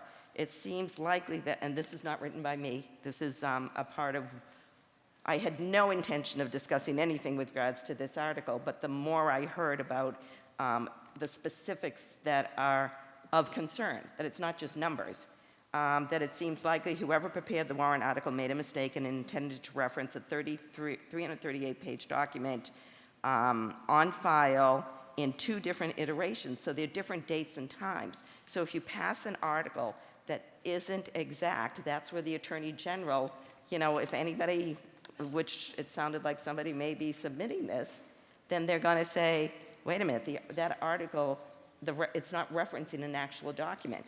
But let's go to a simpler, easier item, which is pointed out in Mr. Whiteside's document handout. The proposed recodification of the general bylaws at pages 7 to 11 contains a, quote, chapter C, unquote, entitled Charter. And I've seen this throughout the bylaws, the word charter will show up as part of the general bylaws. The charter is not part of our general bylaws and should not be presented as if it were. It's not a bylaw. It is an act with a number of amendments enacted by the legislature in 1927 and therefore authorizing a representative town meeting in Milton. So that's a simple, wait a minute, that's not just changing numbers. But if you want to talk about changing numbers, and I definitely credit, it's not me reading this, writing this, his point number 5. And until all 14 points presented here are really answered, then the Attorney General has a very easy way to say, this article isn't in keeping with what should be presented as a bylaw change. The general bylaws currently includes 25 separate bylaws in chapters numbered 1 to 25. In the proposed recodification, these 25 chapters are reorganized into 31 chapters. There are major rearrangements in the order of the chapters. Finally, a very confusing number system was imposed, and this is referring back to what that general code had written. It replaces the sequential numbering system in the current general bylaws. Chapter 1 is followed by Chapter 5, which is followed by Chapter 12, which is followed by Chapter 23, and so on without any apparent rhyme or reason. Ms. Agostino, you got about a minute left in your 10. Sequential number of chapters should be restored. I mean, that's the simplest one out of the 14 items that could create an issue if we submit a poorly written and a poorly referenced article to the Attorney General's. And I want this passed. I want our bylaws to be fixed so that we, as town meeting members, when we want to vote on something, we can say, oh yeah, there's the bylaw. But as you can see, if we submit it, it could take a year, and then if the Attorney General declines it, and we do have, the chair of the bylaw committee has been very active for years. So I greatly appreciate the consideration of 2 friendly amendments being accepted by the proponent of the motion to defer, which has been done in the past with dates and deadlines. Thank you very much. Now, right now, it's 11 o'clock. I think we've had a lot of debate on the motion to refer. We have to vote on that and then vote on the article. Does anyone have anything substantive to add that's really going to sway the audience on the motion to refer? I see some people sitting down here, but happy to do it if you really think it's important. Okay, great. Well, no need to do that. I don't see anybody down here now, so I'm going to take a vote on the motion to refer. I'm sorry. I can't always see your hands, so just pop up there, Mr. Zulus. Thank you, Mr. Moderator. Ms. DeTullio Agostino raised some issues of legal sufficiency of the article and scope issues, and it may be helpful to have town council just to address those, or not. So it may be helpful, and the only other thing I would point out is that we all respect Mr. Mullen, but it seems to me that if the bylaws are good enough to put on a website, if they're good enough for the people to use that work with our town, if they're good enough for our town to use, then they're good enough for us to vote on this evening. Thank you, Mr. Moderator. Okay. So at this point, Warrant Committee, what's your opinion on the motion to refer?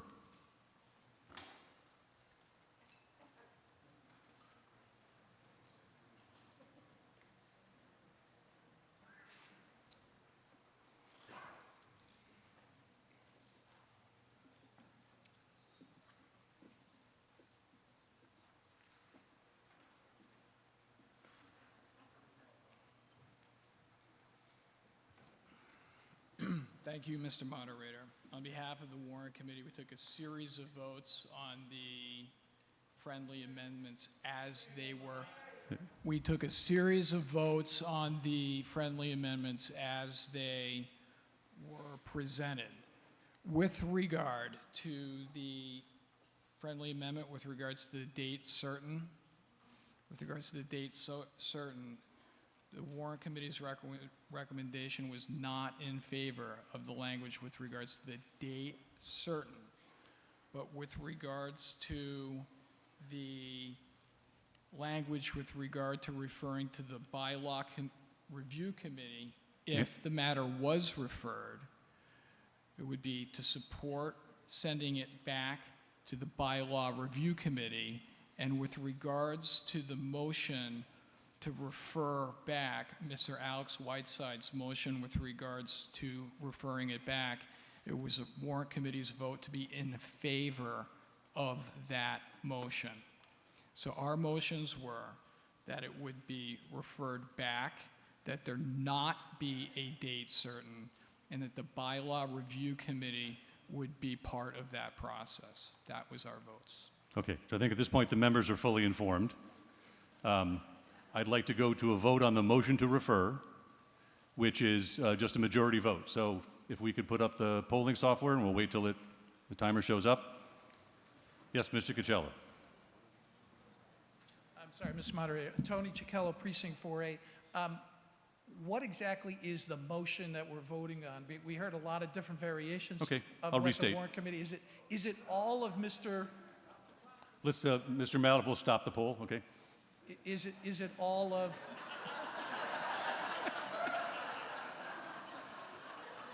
We call that foreshadowing in the business, yeah. I feel very upstaged. Is the motion with all of Mr. Whiteside's language, or is the motion just to refer it back to either the town clerk or the planning board? I'm a little confused as to precisely what we're voting. It was his whole language as read into the record and displayed on the screen. That was the motion made and seconded with the adjustment of removing the hope and expectation, left at a date certain. It's going to refer it back to the town clerk and the bylaw review committee. That's what we're voting on. Okay, everyone understand what we're voting on? Good. Now we'll open the poll.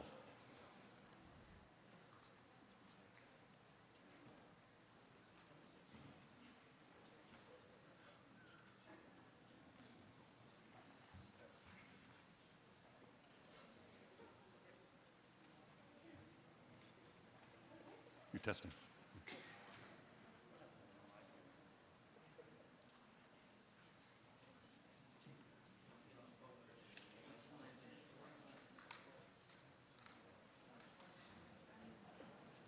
And can we put up the numbers? But I can see that the motion to refer fails.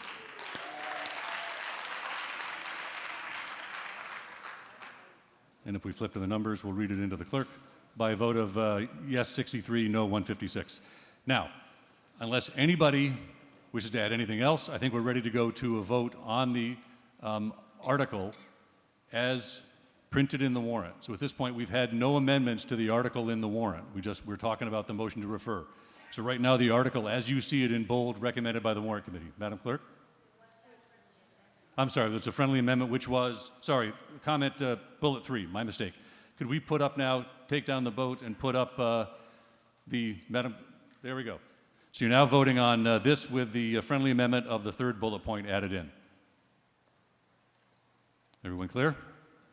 Okay, this is a majority vote only. Mr. Mallett, if we could open up the poll.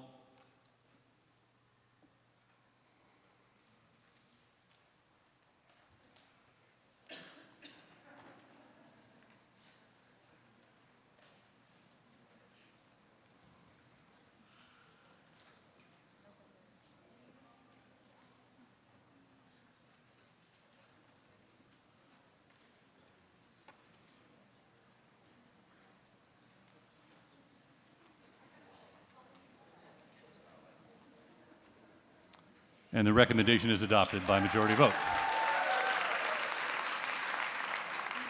With that, I will accept a verbal motion to adjourn. Is there a second? All in favor say aye. Opposed, no. We'll see you tomorrow night at 7:30. Thank you for your patience.